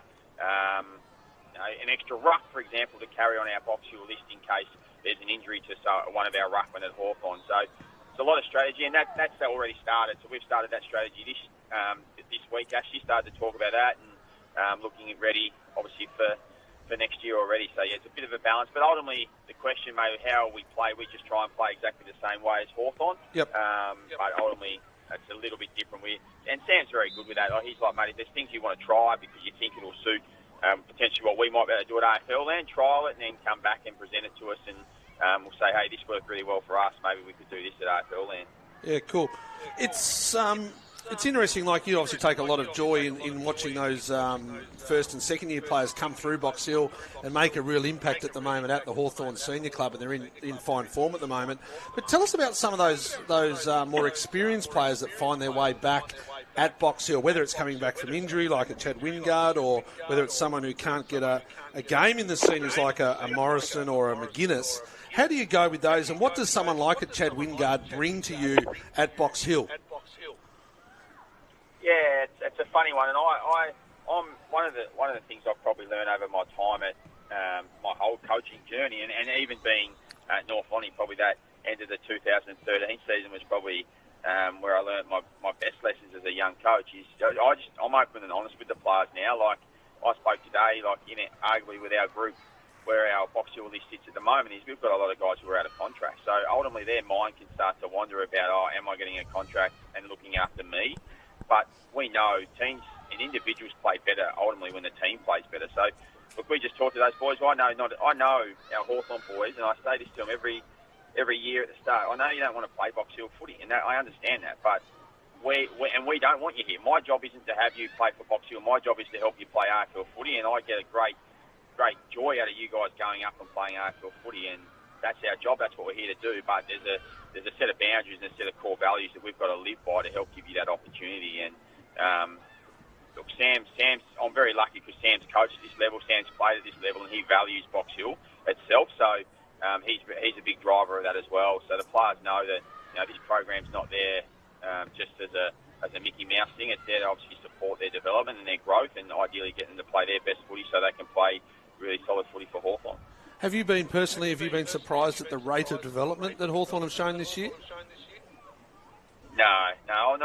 Like I've been pretty lucky. I obviously got to spend 6 years at Brisbane, and we went from winning a wooden spoon to winning the same amount of games and finishing 16th to being in the top 4 the next year. So it can happen really quickly, and it doesn't surprise me at all, the development the speed of development of this group based off their work ethic and ultimately what this game can be. But it's, as Sam's always said, we're not a finished product by any means. There's still a lot of work to do because we are ultimately still sitting 11th. We're not in the top 8, not playing finals footy regularly yet. So there's a lot of work to continue to do to try and get to be a top 4 team regularly and play finals year in, year out. But not surprised at all, mate.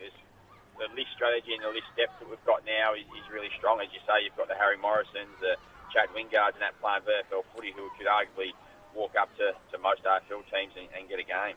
G'day, Zane. Rob Soward here. We've had a bit of gladiators work up here in the commentary box. I've wrestled Macca to the ground and got the microphone off him to ask you a question. How are you, mate? How are you going? We don't want any Richmond questions. No, look... I'm going really well. Thanks, Rob. Good on you, mate. Look, one for our listeners who are looking to the future. You've coached successfully here in Tassie. You've transitioned to that next level. What do you see as a couple of the really big challenges for the Tassie Devils side as they go into the VFL? What do you see as something that we need to be aware of in that transition phase? I think that the biggest thing for a VFL standalone in particular, which I'll ultimately be to start with, is just this depth and building that. Now, you've got to be really strategic with, with your strategy around that. Do you want to provide it with just pure Tassie talent, or do you want to provide it with talent, the best talent you can get to help build the team? Now, naturally, you want to have a great mix of young Tasmanians and also your experienced Tasmanians to play at the level. But I think what you'll find and I know this has been said a number of times, is you start a team on the Gold Coast, you start a team in Greater Western Sydney, and they've got to build the culture. But Tassie footy culture, whoever is lucky enough to coach the team and lead the team, is already there. So you're not trying to find, what do we stand for? What are we going to, who are we going to represent? It's already there. There's 150 years of it. So I think that foundation will be really, really valuable. But I think, just building your list depth and having great talent. Ultimately, I hope there's people in the background now already starting that, because waiting to next year to get it happening, ready for 2026, or when they plan on coming in, will be too late. I think they've got to start it now. Yeah, great point. Just I'll quickly touch on that one. We've got Lauderdale running back onto the ground here. One of the great things that just came out of your previous answers to Macca's question, you're already planning for next year. So just to finish that point off, we need to be looking to next year. Good on you, Zane. Thank you for your time. I'll hand back over to Dave Moore. Yeah, Zane, just before we let you go, when you roll with Box Hill, when the players that are on the fringes of the Box Hill team, where do they actually play when they're not playing for Box Hill? And do you have to have a relationship with those coaches as well? Great question, mate. So a lot of our boys go back to Eastern Footy League, and a lot in the BAFA. The top 5 teams in the Eastern Footy League and the Eastern BAFA, no disrespect to the TSL, would beat those teams now, just purely based off ex-AFL talent and what they're able to pay and contribute to financially to them. There's a lot of you see a lot of ex-AFL boys running around in that league who don't want to train at the level of BFL yet, but just want to go back and play some footy. So a lot of them go back there, and where we're really lucky at Box Hill, we have 4 development coaches, and they ultimately go out and watch the local boys play. So they actually very rarely get to watch a Box Hill home game. They'll be out watching those local boys, and they'll report back to me on how they perform. So we aim to have all our players seen by a coach at least once every 3 weeks. So.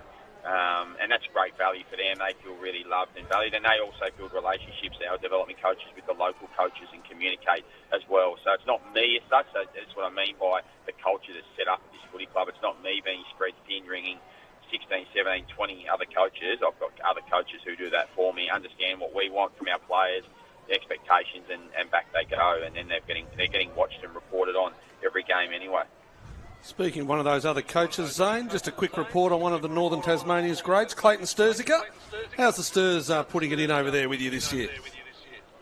Yeah, great man. So he looks after my footy off. So when I say it 3/4 time, I stand and just liaise. He's actually the man I'm talking to at the moment, he's been a great support for me. And really, obviously he's a leader in his role that he does with the education department over here, and just a really balanced head. So I'm very lucky to have the great man, and doing a great job. Zane, thanks for joining us here on City Park Radio. Your Bombers are doing pretty well here at half-time. I suppose you're keeping a keen eye on how they're doing this season. Oh, yeah, mate. Yeah, regularly. I had a few chats with Smithy and still talk to Brad regularly. So, wrapped with how they're going. And if it is the last year of the TSL, which obviously it looks like it will be, hopefully they can go out with a real positive result and continue to build. Cheers, Zane. Good luck tomorrow. Thank you very much, guys. Thanks for having me. Always a pleasure. Thanks very much there to Zane Littleswombat on City Park Radio at half-time. Always great to catch up with him, former North Launceston coach, and doing great things over there on the mainland. We better get down to Chris Say, who's been down to the rooms there at half-time. Chris, what do you got for us? Yes, Adrian Smith, quite happy with his address to the players. I noticed he did ask his group, what do you think changed in the second half of that second quarter? And they all said Lauderdale started coming through the centre, playing through the centre. So they're going to definitely count for that when that happens again. Sounds like they're going to be prepared to take risks. Of course, they can afford that because they're so far in front and they know this ground, play this ground so well. I noticed Brad Cox-Goodyear was on the exercise bike. Adrian Lee was stretching his hamstring. Harry Bales was a bit proppy, but they're out there now. And Bryce Walsh was a bit proppy at the end of that second quarter, but he's back on the field too. So just little niggling injuries.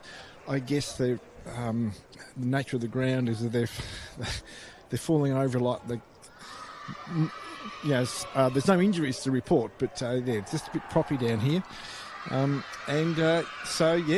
it great to see the young kids on the ground too? Yes, they're quite vocal over there right to you right now, Chris. Interesting, those North Lonnie blokes that you mentioned there, Cox Goodger, Lee and Co, Bales, they all played, they've played last week and they've also played the other week in Queensland. So they played a couple of extra games than a lot of these. Yeah, that's right. So I wonder if this catching up with them. And again, the heaving to the ground could be a factor in that. Conditions down there, Chris? Yeah, it stopped raining. The rain has stopped. It's still quite overcast, a bit chilly, but the rain has stopped and there's no wind. Thanks, Chris Sayer there on the boundary line. Yeah, great to talk to Zane again, wasn't it? You blokes, I thought you went a bit soft. I thought you were going to ask him, when are you going to coach Tassie VFL, at least? Oh, look, you'd be crazy not to look at him. Not to look at him. I don't know what his contract is at the Hawks, but, excellent job there at Box Hill. It's amazing how they work those VFL, Box Hill, alignment teams. Yes.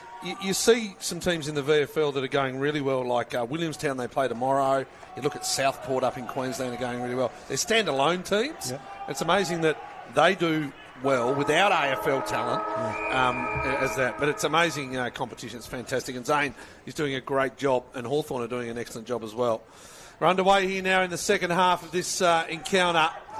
And Bradley Cox Goodger gives it to Bales on the up. They really need the one or two quick ones early here, Lauderdale. Phil Bellchambers playing on Declan Chugg. And Phil Bellchambers didn't turn real quickly there. We mentioned in the first half he likes to run in straight lines. It was a bit like the Spirit of Tasmania turning in the Mersey River there. It took a little while, but he got held up. There's a free kick. It's going to go to Phillips. No. Phillips bows the head and can't believe it, and it goes to Andrew Lee. He has Nicholas running. He ignores him. Going to go down the line now. Up and over. It's a good mark, an excellent mark to Ahern. Thought this boy was unlucky to get out of the side the other week, even when the Devils were back. I think he gives them a bit of something different, Jack Ahern. He does. I just think, he was a bit unlucky to find himself out. He's going to try and stamp his position in this side, and to be honest, who knows when the Devils will be available for those finals. It depends on how they go in that Coates League. But some of these boys are playing for their spot probably, and here's one of them. This is Ahern. He's got one on the board today. Left footer. Turns it a bit quick, I think, and he does. It misses near side through for a behind. Did they fix that behind up, Groobs, or not? They still haven't. No. We're going to stick with our We're going to go one more every time on the back of Dave Gruber. So it's 6-11-47. Hopefully we don't get summoned to Hobart this week to a period of hearing into the game or something. Into the broadcast. Well, they haven't apologised to Grooves from the other week, so I don't think that'll happen. That's a good mark from the Lauderdale player in Tyler Martin. He's been good. Martin goes down the line looking for Blackburn. He can't get there. Well done, though, Ned Shaw. Bradley Cox Goodger. Pressure on, little basketball bounce. Goes to Bales, who now finds it inside to Manshandon. Manshandon inside the centre square. We'll get a TSL update, Macca, in the next stoppage. Couple of games underway. Simpson now has a runner in Bennett.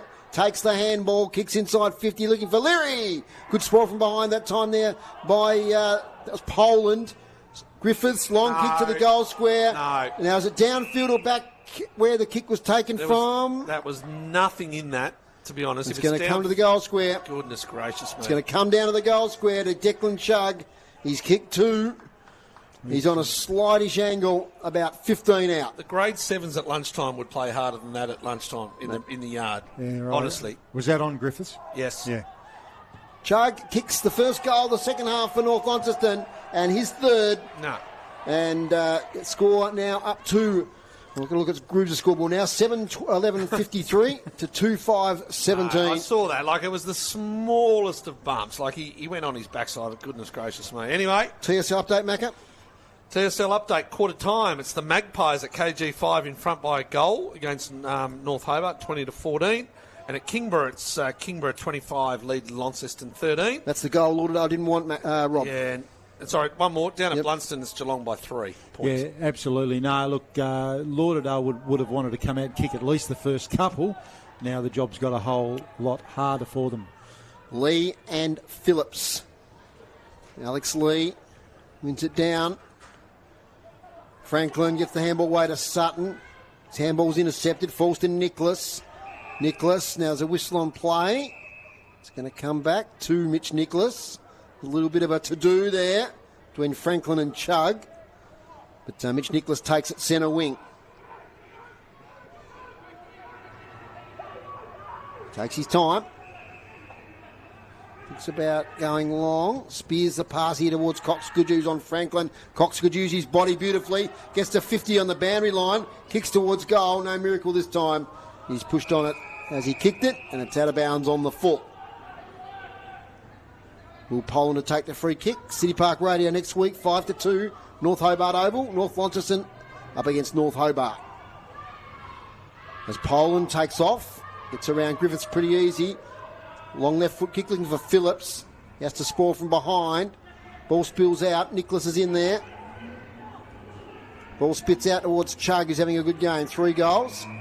His handball's errant, out of bounds. This is where it's been tough for Lauderdale into clearing that area. The Bombers set up really, really well behind the footy and send it back with interest. And Lauderdale haven't been able to effectively cope with that one today. Whether they get another chance later in the season is yet to be seen. But you'd certainly hope they'd be learning their lessons as this game unfolds. From the boundary throw in, Lee front position. Tries to kick it out of mid-air as Lee. Comes back now. Chance for their first forward effort here. But Patton, poor kick, out of bounds on the full. 3 inside 50-0 so far in this first 5 minutes. So free kick going the way of Mitch Nicholas. Just a very consistent player now at this level.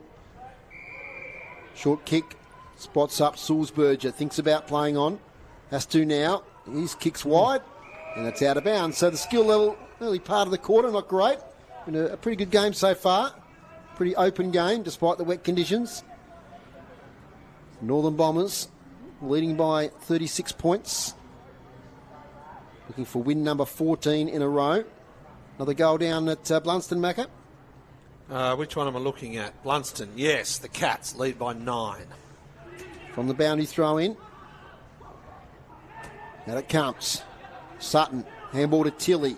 On now to Walsh. Copped a knock in the second quarter. Walsh, nice kick now to Ned Shaw. Sideways handball to Bell Chambers. Good footy, Lauderdale. And the pass ends up with Siggins. That was great footy by the Cats. Or the Southern Bombers, I should say. Much better, Rob. Yeah. The fact they had an open forward line, they had the hit-up lead of Siggins, and they'd spread that defence. Probably almost their best piece of play in transition for the day, I reckon, that one. Really like Ned Shaw today, the number 17. He's been involved a lot. Yep.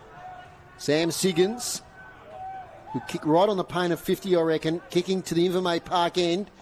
Windsock pretty limp. See what he can do here. Siggins sets it up. Umpire moves slightly. It's okay. It's a goal to Lauderdale. They're first of the quarter, and Sam Siggins is second. They just stay in touch. 7-11-53 to 3-5-23. Margin back now to 5 goals. Yeah, look, as I said before, if they're going to beat the Bombers, it's not going to be a 100 to 110 or something like that. It's going to be a low-scoring thing. So they've got to stop them from scoring, and they've got to score themselves. And as I said, and you called beautifully through that passage of play, a nice open forward line, good delivery, and they reap the reward. So they just need a bit more of that, and they've got to be cleaner with their use of the footy. Plenty of firepower up there, Macca. Siggins, Lane, Blackburn, Yes, Hooker. there is. They've just got to stop turning the ball over as they come back inside that centre corridor, which is what they're trying to do. There's a free kick, not going to help their cause. It's against Phillips, and it's going to go to Van Dam, getting up off the pack. Here's the run from behind. It's Nicholas. Here's a hit up. Chug! Strong. Well, as easy as it goes one way, it goes even easier the other. But it was just that young hooker was just asleep. Mitchy Nicholas ran from the back of the square to the front of the square. So that's 50 metres. Yep. He ran and just got on the end. Van Dam could have easily have kicked it himself, but he gave it to the bloke with speed on the ball. And then a great lead and good jukes from Declan Chug going for his 4th. It was interesting. The bloke standing on the mark is facing Shaw. the other way. Oscar Shaw. Are you allowed to jump? Chug, 4 goal. It's going to get there. It's going to get the distance. It's going to get the accuracy. Well, that was bizarre on the mark, but an excellent kick. That's 4. Nearly a handful for Declan Chugg. It was a bit like a bit of peekaboo that I used to play with Jack Soward when he was a baby there, Macca. The turn around and jump up sort of thing. I don't know what that you're was allowed about. to jump on the mark anymore. No, I didn't think you're allowed to jump. I don't think so, but Allowed to jump, Foz? I think so. I guess you'd say if you look at that score sheet at the moment, Chugg's the difference between these two sides, isn't he? 4 goals. Goal? Yes. You said early in the season he had 5, so I he think could he be kicked a bag at one stage. aiming for a career best this here. This is 24 for the season now. So, they've got the Griffiths on 41 now. You've got Leary, Cox Goodger and Chugg all in the 20s. Yeah, pretty handy. All in the 20s, and they've all hit the scoreboard today. Lee and Phillips. Lee wins his own clearance. Gets it to Kerr. He'll be under pressure from Gridley. Kerr, little handball. Bo Nash was under pressure. Bill Chambers did okay. Fumbled. Now gets it back again. Phil Bill Chambers, the veteran. Back to Suki. Shares it with Martin. Martin gets around Bo Nash. Kicks up the wing. Oh, gee, should have taken that mark there, Campbell Hooker, but he might have got some contact by arm. And so he'll get the free kick, Campbell Hooker. Sideways to Bell Chambers, who can run if he takes it. He's got Sutton, who's clear. Sutton has an overlap there with a couple of players. He falls over, gets it to Finn Rackett. Finn Rackett tries to fashion a little kick. There to half forward Tilly, long handball. Comes back now to Rackett. Round the corner, Finn Rackett. To the pocket, Lane from behind. Siggins, had to go spoiler. And he's got it out of bounds. Inside 50s for Dave Gruber this quarter. 4 to North Launceston, 2 to Lauderdale. That's probably that little passage of play. There's a little bit indicative of Lauderdale's wastefulness today. I mean, there's a lot of possessions, isn't there, in that last minute and a half you called there, Dave? And what have we got? It's just not reward for effort. A little slip there from Sutton cost him a little bit. There's the tap down now from Jordan Lane. He follows up. He's tackled by Stingle. Now Reece Sutton falls on the ball and it's out of bounds. So quarter time there at Twin Ovals. I think Macca, the score's gone off the board. Score's gone off the board. Yeah, Tigers by a goal and a bit, I think. That's a must-win for them down there in the scheme of things, isn't it? My word. Lee. And ruck it out with Lane. Here's Siggins getting the roving this time. Top of the 50 minutes, 2-on-1. Good effort from Ives. He sees the ball out of bounds like a consummate defender. Yeah, isn't it great, the luxury they have of a guy that was their key go-to forward. Yep. Now he's the rock down back there. There it is, 12 points. The coverage just come back on there. 12 points the difference at quarter time down at Twin Ovals. And Glenorchy lead by a goal against North Hobart. And halfway through the second quarter, Blunston Arena, it's the Cats by 9 points. Ball's found its way through for a touch behind. And they're going to reset and go again here. North Launceston through Bales. He takes no time. He runs his full measure. Lauderdale said that could be the case, but he's turned it over by foot. And it goes to Oscar Shaw. Looks for Walsh. It's going to be over the shoulder on Van Dam, against Van Dam. Going to go to Bryce Walsh. What a warrior he's been in the TSL. We've seen him play some excellent games. Great battles. He's going to bring him back. Umpire says you've got to kick over the mark. Was he somewhere else before Lauderdale, Bryce Shaw, or always at Lauderdale? Always at Lauderdale. Always at Lauderdale. Born and bred. My word. Lived the good days there as well. Just haven't been able to get that premiership. They thought with the signings they had back at the club this year, it could have been one last crack at it. Phillips is down injured, boys. It doesn't look too good.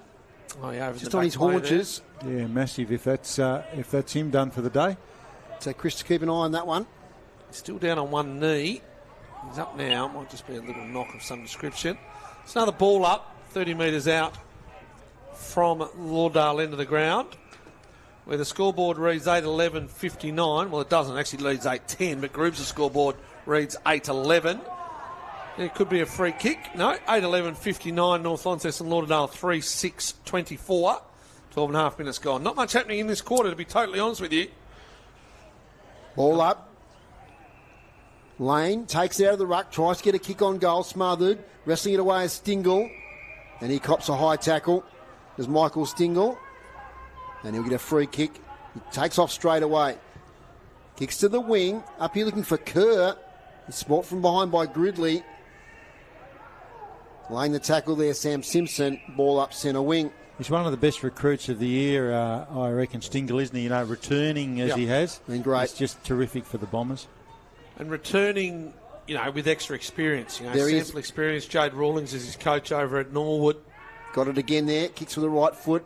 But Tane Suki takes it. Otherwise known as the Tassie VFL team over there at Norwood, Jade Rawlings. It certainly is. They've got some Tassie players over there. Look at the... Tassie's having a great year over there. There's young Bain and Lowe, Foz. Yeah. Yep.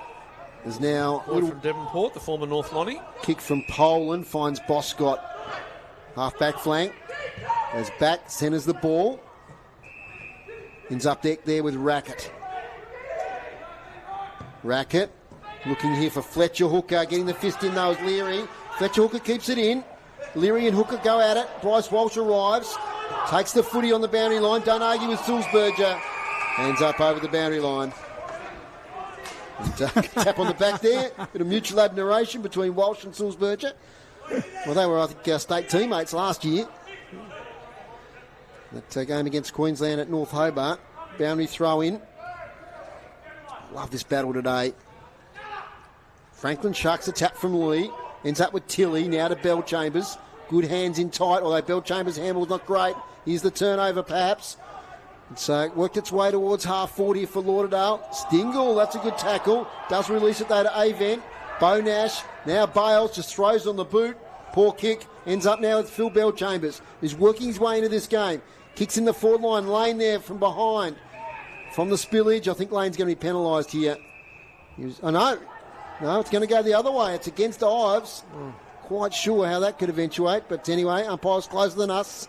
And Jordan Lane might have a chance here on goal. He's going to kick from outside 50. Well, the umpire should have rewarded the tackle on Stingle. That was a holding the footy on Stingle. He got away with it and ended up getting back that way. But, interesting. I just looked at that. Couldn't see much in the free kick. Jordan Lane, he's kicked one goal today. This will really test him. Theo Ives on the mark is right on 50. Jordan Lane got close to the man on the mark. Gets good purchase, but it's away to the right. 3-7-25. Plays 8-11-59. You'll see Park Radio 103.7 and 96.5. And here's Matthew McGee to take over the commentary. Bales collects the ball from behind the goals. He's going to look out towards the far side. He's got Chug deep if he wants to go there. I think he is going to go there. He's going to go a little bit inboard, in fact. Gets over the top. They're away here. Harvey Griffiths got to come off his man there for Lauderdale, does Tani Suki. But it's gone Connie Young's way. Hit up, lead Leary. Well, that's as easy as they take it from one end to another, Rob. They had to come off. There's a couple of afters going on. A little bit of feeling. Leary takes it in the forward pocket. It's like a training drill, wasn't it, that one? Yeah. And Suki... Connie Young a bit sore. You don't want to see that.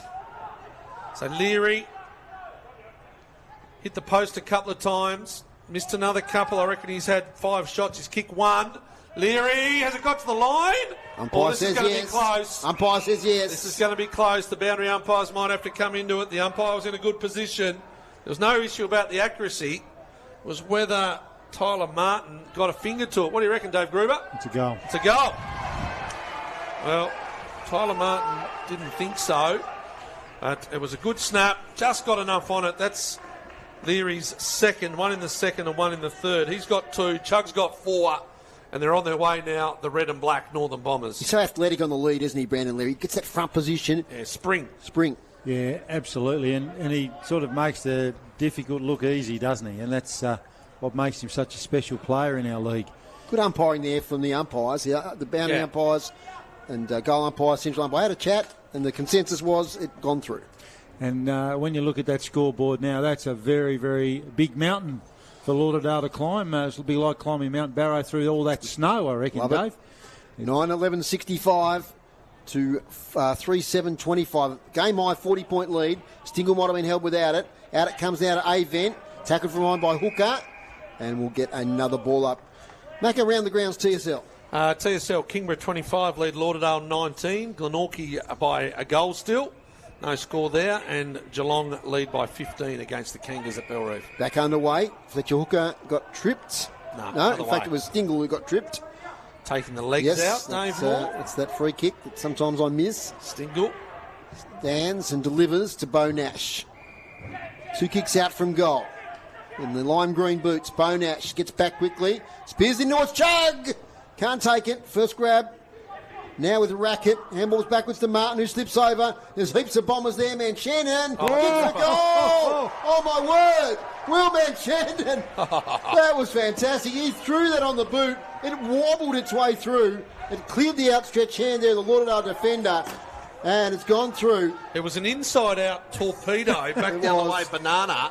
And then he's given the Lauderdale crowd a bit of. I think he thinks he's the wizard, Cruz. He's given them a bit of a shush. Pretty wizard-like, He's given a bit of the Man Shannon wizardry. There it is again. Look at that. Look at that. At the risk of upsetting the animal activist, it flew like a wounded duck, didn't it, when he hit it? And she was doing all sorts of strange stuff. Right behind it. Beautifully caught on camera there by Jason Blundell. Man Shannon's bought himself a little moustache too. He's ripping one of those you buy out of the party pack, Will. Yeah, he's ripping it, isn't he? Oh, look, he's giving it to him all the way off. He wants to listen to that. One thing those Lauderdale D-League do when they come is they do a lot of support here in the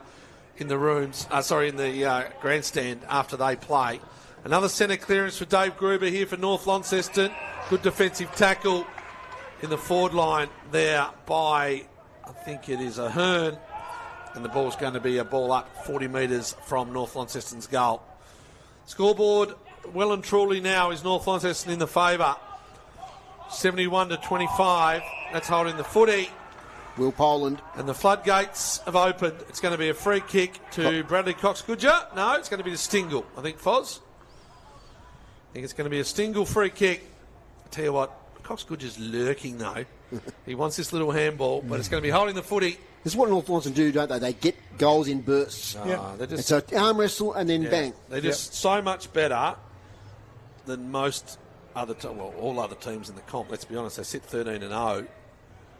Especially here at UTAS. Stingle on the left foot. Not a big goal kicker and not a goal kicker on this occasion either. Racks them up though. Thought he was pretty good in parts last week in that state game. Just couldn't get the Tassie boys over the line. Ball comes out now to Sutton, who takes a defensive mark. It's up here towards Franklin. Great sprawl in front there. I think that was Stingle once again. Falls to Cox-Goodger. Jake Nash now to Nicholas, who's under pressure. Handball straight away. Bryce Walsh in the way. Back to Nicholas, though. Stingle. Crafty handball. Mitch Nicholas. Oh, good tackle from behind there by Perkins. Falls to Cox-Goodger to the goal square. Ahern can't take it. Here's Griffiths. Left foot snap goal. Another one, North Launceston. They are just all over Lauderdale at the moment. Relentless pressure and snap there from Griffiths. It's his second. And all of a sudden, it's out now to 11 goals, 12, 78 to 3-7, 25. Margin is 53 points. It's just something that good sides do, don't they? They just, as you say, it happens in bursts, and they just have this ability, North, at the moment this season, to do that to you. You're right in the game, and then all of a sudden the game's just taken away from you. Today's broadcast brought to you by Elgas for all your LPG needs statewide. Talk to locals with knowledge. Phone 13 11 61. Matthew McGee. Whatever these other coaches have to do, like Boomer, Ryan, here even with Christensen, come finals, what are they going to do to try and stop North Launceston? That's all I'd be working on between now and the finals. Here's a good mark up forward to Lauderdale. How can you stop this run on? There's a mark to William Broomhall. How can you stop their run on? How can you shut them down at the coalface? Here's Broomhall, goes short. Siggins puts one juke up, can't get it, and they're away now on the back pocket through Jake Nash. Gives it to Cox-Goodger. He could have gone to Bales by hand. He goes to Stingle by foot, who takes a mark. Well, he's one bloke you got to stop. You just got to watch the vision, try and find a chink in their armour, see what you can do. They've done it in all conditions. They've done it on this ground. They try to go in the middle of the ground. Here's Lee. It's going to be a free kick. It's going to go to Summers. So Summers to Simpson. These boys, they go to the D-League, they come back, and they fit straight back into this lineup. Isn't Bo Nash.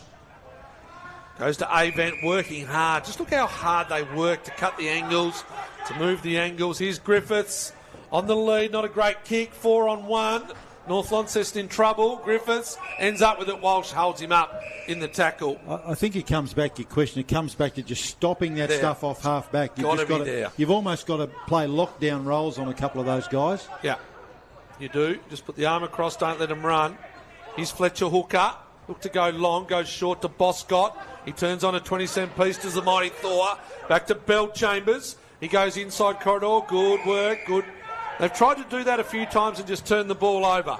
Jeremiah Perkins goes wide. Gets it on the far side to Oscar Shaw. Gives by hand, they're away. On the far side, William Broomhall, long sleeves. He's going to turn. What's he got on offer? Blackburn. So Blackburn, they probably need a bit more from him, Foz. Kicked a lot of goals at Clarence in the day. Didn't he? Just can't get the supply. So Blackburn from in front of the scoreboard. 24 minutes gone. Blackburn, up and under kick. They've got all the numbers. Alex Lee, someone's been held off the footy. I think it's going to be a free kick. Yep. To Phillips or Siggins, one or the other. Who's the ball going to go to? I think it might be Siggins. It is. So Siggins has kicked 2. They just held him out of the contest there. At least they hit the top of the square, put the defenders under a little bit of pressure when the ball goes there, as opposed to 40 metres out from goal. So Siggins started on ball. He's moved forward. They can get the supply to him. Who knows what's possible? Siggins needs to kick it and does. That's 3. Just looking there, Rob, as Mac was calling the goal there, I think it was against Theo Ives, just keeping Siggins out of the contest. Didn't have his eye on the ball. So free kick, Sam Siggins. I think going back to your question before, Mac, about what those coaches have got to do. The other thing, by doing something, you actually then make the Northern Bombers Brains Trust actually do something in response. At the moment, they just dictate terms. They've Can't done it every keep coming week. with the same thing every week and getting beat the same way, off half-back, transition footy every week. Now, don't get me wrong. It's easier to say to do it and you're going to stop it than actually stopping it.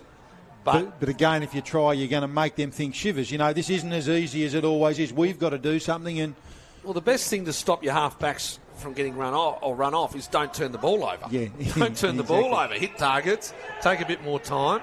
Nice mark, Bill Chambers, half-back from the centre clearance. Long sweeping kick finds Ned Shaw. Been one of their best. Scores from turnover is one of the big stats they do in the AFL now. I don't know if Dave Gruber can do it at some stage for us, but scores from turnover has been big today. Blackburn with the ball, far side. One for all you groups. Comes back to Broomhall. Champion data. While you're there. Yeah, while you're there with your pen and paper. Broomhall gets it back to Gridley. Gridley plays on, gets around Chuck. Goes towards the wing, finds, oh no, it doesn't find Walsh. Turnover now. Simpson ends up here with Stingle. Handball straight away to Van Dam. Here's the support. Back to Stingle. Good block there from Jacob Kerr. Stingle the bounce. Dinky little kick. And that's got to Chug. Chug takes it. Kicks towards the goal square. Plenty of Lauderdale defenders back here. Now that might be against Oscar Shaw, I reckon, or was it downfield? It's downfield. Chug, is it Chug gone down? Yep. Yeah, got probably a Ticky Touchwood one, I thought. Looked simultaneous when he got rid of it. Going to come here to Ahern, right in front of goal. Boys might just have a bit of a look at that on the TV as I call the goal here. That's right in the goal square. Ahern. Oh, now he's played on. Man went over the mark there. Now that's going to be out of bounds on the full. It's all happening. You got us to watch the replay, and now we've missed the action. Yeah, now, it looks actually what happened like he tackled his head into the ground. I think that's he tackled him as he kicked it, and it was probably just a bit hard. Now Griffiths has a shot for goal. 10 metres out on the boundary. Snaps and misses. One behind. We'll watch the replay of the replay. Here we go. Watch, Rob. Here we go. Oh, wow. Smothered. Not sure what happened there. We jumped up and... Yeah, I'm not sure you can do that, can you? In the full. I'm just a bit flummoxed by all that. These days. Around the grounds, Kingborough 43 lead Launceston 25. Glenorchy trail now by a goal to North Hobart. And Geelong 41 lead North Melbourne 27. Siggins hit up, nice lead, mark there, Ned Shaw gives it off to Fletcher Hooker. Fletcher Hooker inside 50, Blackburn. Phillips has moved forward as well by the looks of it, just trying to push them a little bit down there. There's still, nearly 8 goals behind. Don't know what the score's meant to be, Dave Gruber. Is it 11-12, 78? Yep. 11-13 now. They haven't missed 2? Oh, they've missed 2. Oh, no. Oh, no. I fixed one of them up. 11-12 now. 79, 11-13 it should be. What's on the stream is the correct score to Dave Gruber, and that's what we live by. They turn here now. Tony Suki. Over to Bell Chambers off half back. It's a nice hit-up lead. No. Sam Tilley ran under the footy. Now they're away. Cox Goodjar gave it to himself. He now goes short. Manshandon, what a goal he kicked earlier. That stinky little moustache he's got. He drops a mark. Coming through again. Here's Phil Bellchambers. Good clash with Simpson.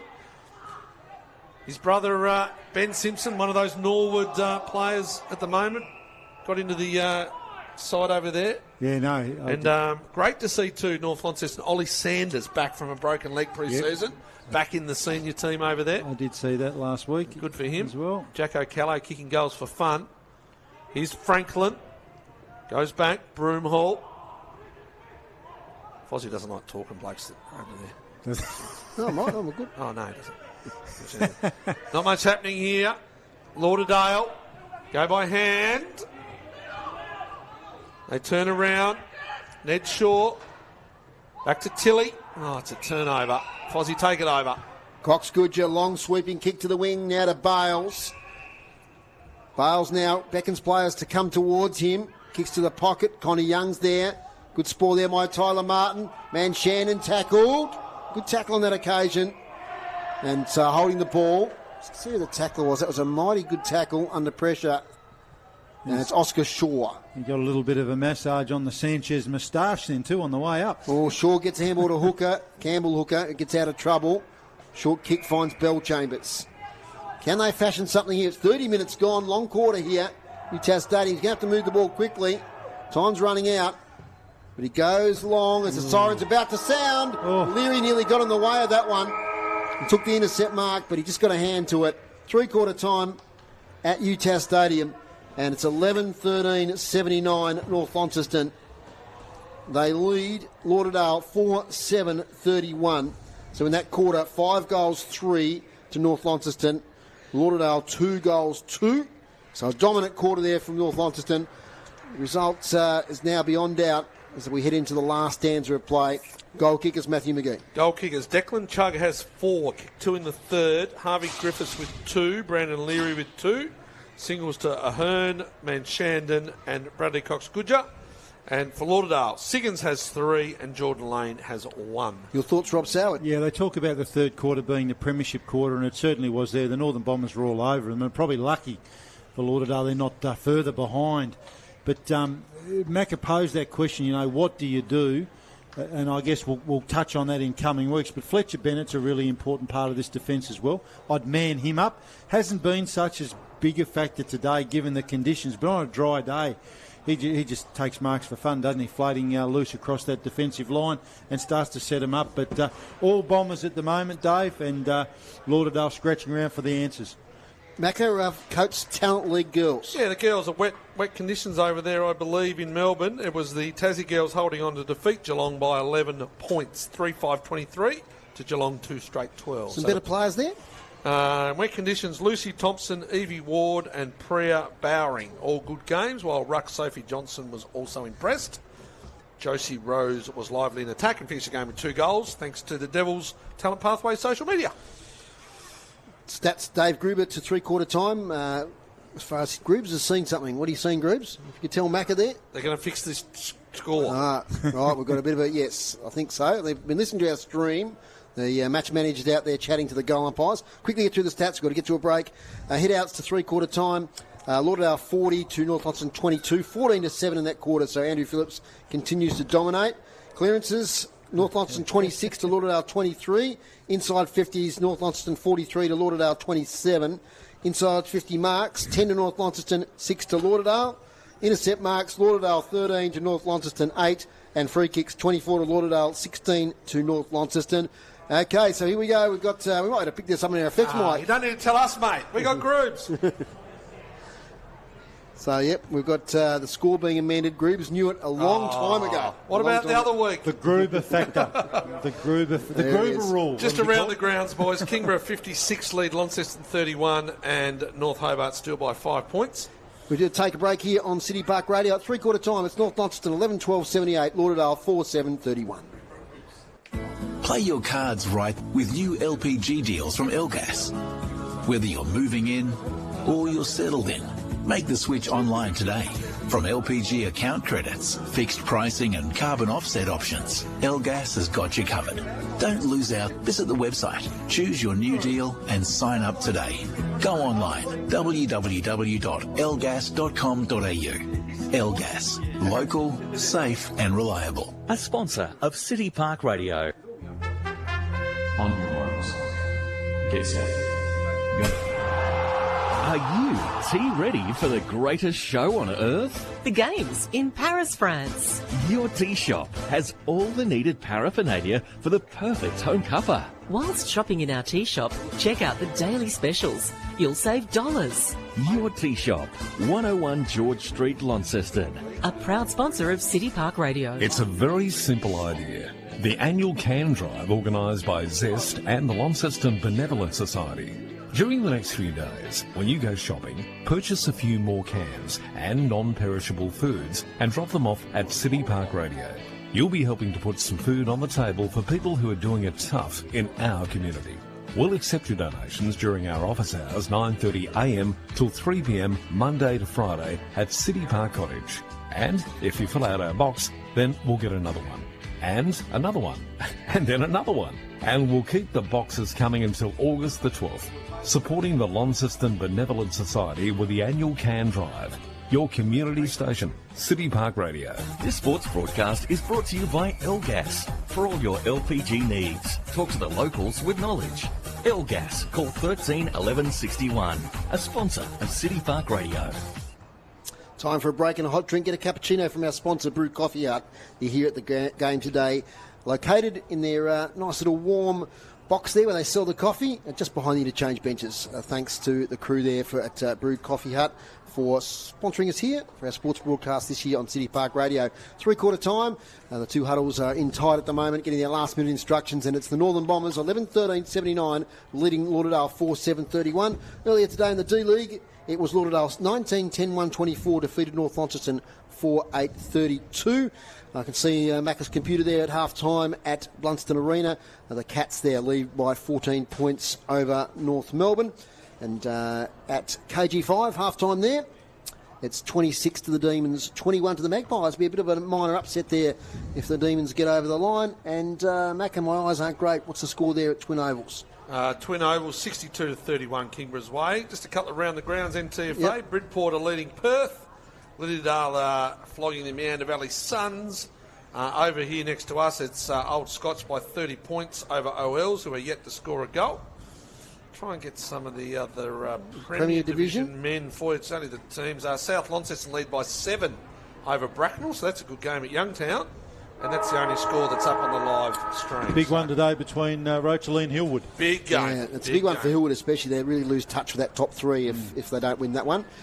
It's just about to get underway here. Leading goal scorers in the game, Declan Chugg, 4 goals for North Launceston, Harvey Griffiths 2, and Sam Siggins, the 3 goals there for Lauderdale. Interesting with Sam Siggins, they're moving forward, Macca. I mean, you're robbing Peter to pay Paul a bit, but he's been pretty good up forward. It's just supply, isn't it? Like the one that really stands out there on the Dave Gruber stats, it's the 43 inside 50s to 27. Yep. It's just the supply. You get the ball in that many times, you're going to score. They went inside 13 times that quarter, and they scored 5 goals. Yep. 5 goals, 3. They've had 8 shots at goal in 13 entries. That's good going. Pretty fair effort. That's good going. Chris Sayer on the boundary. Yes, Christensen is very cool and calm and collected, isn't he? Very impressed with his sort of demeanour when his team's so far down. He had a little one-on-one chat with Lane, Phillips and Siggins. He's sort of tall players. I just wonder what he said. He's not happy with the tackles. We're only half of the tackles in that quarter to what happened in the first quarter. He wants to win this last quarter. This is their test, to win the last quarter. Play on at all costs and just go for it. Thank you, Chris. Any injury concerns you can see down there? No, I can't see any injuries at all. And still got clear weather there, no rain? Yep, no rain, and the wind's dropped, so it's cold, but it's no rain. Thanks very much, Chris Sayer there on the boundary. Last quarter action here on City Park Radio, Matthew McGee. Final quarter of the TSL battle here, and it's all North Launceston. They're looking for their 14th win. Stingle just dances his way out of the centre circle. Cox Goodger with the bullet. It goes out wide. It goes too wide. out of bounds in front of Ahern. And Stingle, he just dances, doesn't he, on those toes? He's so quick, and he was a really good sprinter back in school days. He didn't even know it. He was so fast. Okay. Like even in athletics, he never really did it. But genuine speed, frontline speed, Michael Stingle. He's got a great football brain too, hasn't he? Yeah. He just reads the game so good well. Body on him now. He's as you said, good experience in South Australia. Franklin's going to get it now, give it to Bryce Walsh, the old firm combine, but it goes straight down the throat of Bradley Cox-Goodger, playing an outside sort of winger role to start this quarter. Bit of a luxury in it if you can do that with him. 48 points, the lead, North Launceston. Oh, it's a good hit-up lead there to Griffiths, off the pack. They've got a gatekeeper at the moment, and the ball goes out the far side. Bales. Whoa. It's probably one that had a quiet third quarter. They might have just shut him down a little bit with that run, but that's a good defensive effort. Punches the ball over the fence. Thankfully, there's one spectator on the far side of the ground. He can grab the ball, and it's going to be thrown in. So North Launceston, percentage of 240% as well, Rob. So it's they're doubling everyone. Today's no exception. Lee and Phillips, great battle as Foz has called throughout the day. Phillips does his own work, gives it to Walsh. They've got nowhere to go in front of the footy though. They come back by hand. Franklin, now it just goes up and under down the line. It's what North Launceston want. Jordan Lane out of bounds on the full. So it's run themselves into trouble. Leaving free kick now for North Launceston on the wing. So we've got the Demons next week at North Hobart. Not a ground that suits North Launceston necessarily with the way they play, but looking forward to seeing them down there. Celebrating perhaps the last time. I shouldn't say that because the way Tassie footy changes, who knows? But probably the last time in the near future. We've anyway. had a few last times. Yeah, we have. We've had a bit of a John Farnham about it, isn't there? Kick inside 50 and finds man Shandon. The last stand. And Shandon now just outside 50, centering kick. Tyler Martin does well, gets back. Oh, it's taken off him though by Griffiths now. The umpire's seen something, says no goal. It's going to come back to Tyler Martin. Who can forget the Hobart City Demons? Yeah. Who could? I can. That worked well for us, didn't it? Gee whiz. Yeah. Tell you what, if you went through and did your 14 changes over the years, it'd be interesting. Southern Districts Cats was another one. Comes up now towards the Sandy Bay. Half-back flank. Storm. There's Franklin now, a little kick towards the wing. Lumbering after it is Phillips. What can he do with the big fella? Does okay. Shows some agility. Gets it to Ned Shaw. He's under pressure. Gets it back to the running Phillips. He's like a greyhound as he handballs to space. It might work out okay. Fletcher Hooker gets there first. Taps it on pretty well now to Boscott. Thor, 45 out. Doesn't think he has the distance. Centering kick. Straight to Oscar Van Dam, who takes the mark at half-back. The mighty Thor, I want to see an inside-out check side and just have a go. Their way now, Stingle. He gives it back to Bales on the left. One quick bounce. Inside 50. Ahern sets. Good effort there. Here's Nash. Young. I'd love him to kick a goal. Ahern gets it back. Oh, Declan Chugg. He's all on his own. If it sits, it doesn't. It does. It does. It's a goal. Well, Declan Chugg has a handful. 5 to Declan Chugg. He was all the way out the back, all by himself. It just had to sit. It sort of did. He was good enough, and he's kicked his 5th. Yeah, look, and again, if you were sitting down and you're watching the terrific highlights of today, you shut out the score and you shut out the quarter. It's the same old stuff, isn't it? The band's playing the same old song. Yeah, turnover, halfback run, and then create those terrific opportunities. And Chugg's got his 5th for the day, but they just can't stop that run, Macca. Yeah, just that run off half-back, that turnover again. The turnover, just a terrible kick. Like, Thor Boss got to have been better just to lay it across the boot and have a shot at goal because, to be honest, at least then he can set up from behind. It's really hard to do anything there. Bell Chambers gets it to Walsh. Cops one on the way past. Fletcher Hooker. Inside 50. Blackburn at his shoelaces. Can't pick it up. There's a good tackle Thor Boss got. Yes. And says, well, why isn't that? Oh, no, it's not a good tackle. It's a push in the back. Wow. Well, I thought he had Summers beat there. The umpire says you were too physical and he put him into the deck. They go back to Nash, to Ives. Well, that's a dinky kick on the right foot. He gives it to Cox-Goodger, who dances his way out of trouble. There's the bullet. What craft. He finds Kerr, left-footer to left-footer. He goes again, Van Dam. He goes on the outside to the running wingman in Lee. Back to Van Dam. Slung in the tackle. Now he gives it to Stingle. Stingle inside 50. Goes deep. Griffiths. He'll put the head over it. Looking for one of those little snap, crafty ones that he does, the leading goal kicker in the competition. But the ball goes out of bounds. Forward pocket, Dave Moore. Bryce Walsh just came off holding his throat or jaw. It didn't look great at all. He came off the ground very slowly. Chris will get down to you in a little while over that one once you've ascertained what the problem is. Boundary throw in, about 40 metres out from goal. Margin is 54 points. Oh. There's... Of course, who are you going to give the medals to today, Rob? The gold, the silver and the bronze. I'm already sweating on that one. Well, it's a tough one giving out the medals, that's for sure. Well, high on the Hearn. He held his head there as he went down, but umpire says, going to ball it up. 35 out from North Launceston's goal. So an attacking position here. It's been a dominant performance once again from the premiership favourites as Phillips thumps it out towards Fletcher Hooker. He's in a bit of trouble. Phillips gets it back again. Handball to Blackburn. He's got pressure from behind there from Nicholas. The umpire says, give it to me, boys. Nice little melee down at the Twin Ovals, Foz. Yeah, can see you there on your little screen. There's a lot of players involved. Where Kingborough leads 68-32. Franklin now with the handball to space. They can work it out here through Fletcher Hooker. If he can take the grab, he does under pressure from Leary. He hasn't been their worst today, Fletcher Hooker. No. It's the handball away to Gridley. Kicks up here to the wing. Nice grab by Jordan Lane.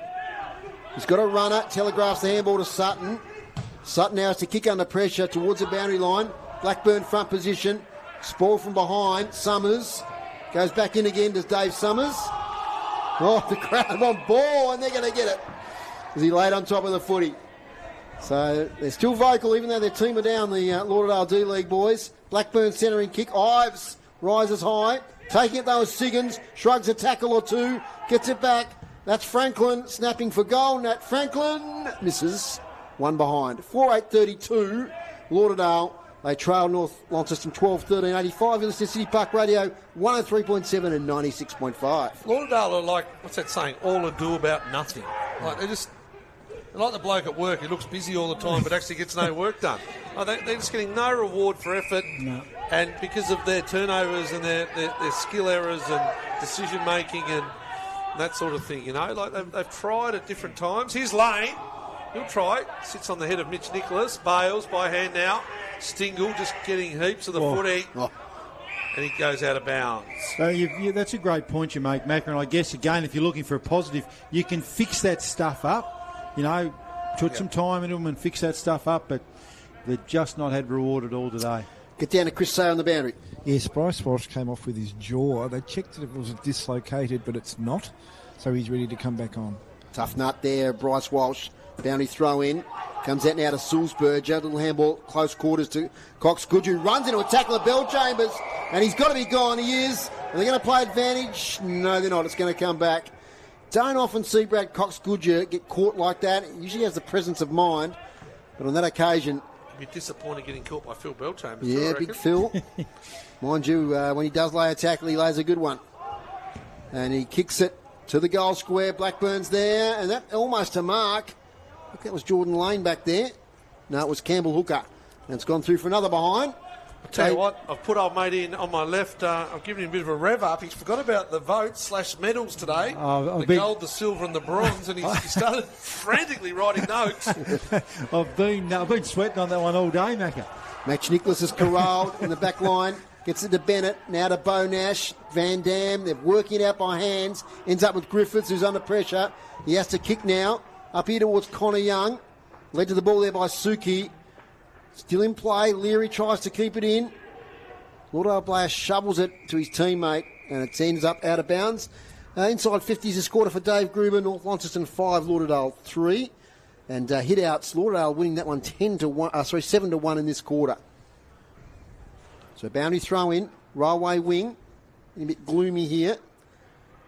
It's been an overcast sort of day. Snow on Mount Barrow. We love it. As the tap comes out, Macca doesn't. There's a player might have been pushing the back there by Bell Chambers. Play on. Little handball by Sutton. Trying to get out of trouble, Van Dam. Geez, that's a great handball now to Cox Goodhue's caught a second time. Oh. And he's gone again. You don't see Bradley caught like that Twice in a quarter. Twice in a quarter, or twice in a season sometimes. Is it going to come back here? And I think that's Oscar Shaw with the free kick. In fact, it's Nat Franklin. Takes the kick, gets it now to Phillips. Phillips plays on. Phillips, can they get it over the top here? Looking for his teammate in Ned Shaw. Manchandon tried to disrupt. Comes out wide. Jordan Lane up the ground. Working a bit harder this quarter. He steps inside Griffiths. Oh, it's a good hit. It was meant to go there originally, but because of the push in the back, he finds Blackburn with a spearing kick. Half-time down at Kingborough. It's the Tigers 68 lead the Blues 32, and it's the North Hobart Demons lead by 5 points over the Magpies. At Blunston Arena, it's the Cats by 21. Gee, Sticks Blackburn. He's got the Ben Browns well and truly. Sticksy Blackburn. He's kicking from 30 out, and he's starting his run 70 out. Looking for their 5th goal. 11 minutes gone. Fourth quarter, sorry. We started early, Foz, didn't we? Blackburn. It's an up and under kick. It goes with a little breeze, and it goes through. There's a nice goal, Michael Blackburn, in the last quarter. Interesting decision there, Jordan Lane, back when you call. He had the outlet handball that he needed. Sure, he didn't go there. Yep. Instead, he turned in and went for the kick. Yeah, and then, as I said, he sort of got bumped on the push to the kick, and it sort of made the kick really spear in and hit Blackburn.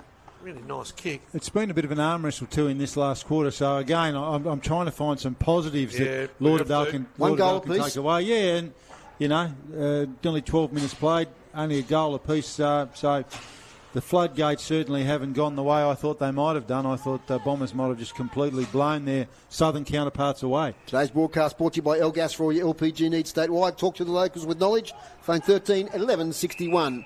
And we've got a secondary ball up. Umpire Tom McEntee. He's umpiring today with Brad Percy and Adam Hayes, the central umpires. Tom McEntee, of course, was one of the umpires last week in the representative game. Comes now to Avent. Swings the right foot kick. Lee just thumps it 20 metres forward of the contest. Bo Nash is there. Gridley's with him. Gridley tries to get up. It'll be another ball up. Some of the big news out of Bellerive is that Wardlaw from the Kangas, who's the rising star favourite, of course, because all the other blokes have gone down, Harley Reid and Darcy, might be in trouble for a trip. Could be survival of the fittest in the rising star this year. Sulzberger swings it inside 50. Declan chugs there, kick 5 already. Good work, Tilly. Long handball out to Oscar Shaw. Off a step, kicks it outside defensive 50. Player might have been pushed there, was Patton. Play on. It's going to come back in through Avent. Sulzberger's got a bit of space at half forward. Kick straight away. Alex Lee is resting forward. First grab, can't take the second. Ahern snaps a goal for North Launceston. And that answers the one from Blackburn. So smart work there from Ahern.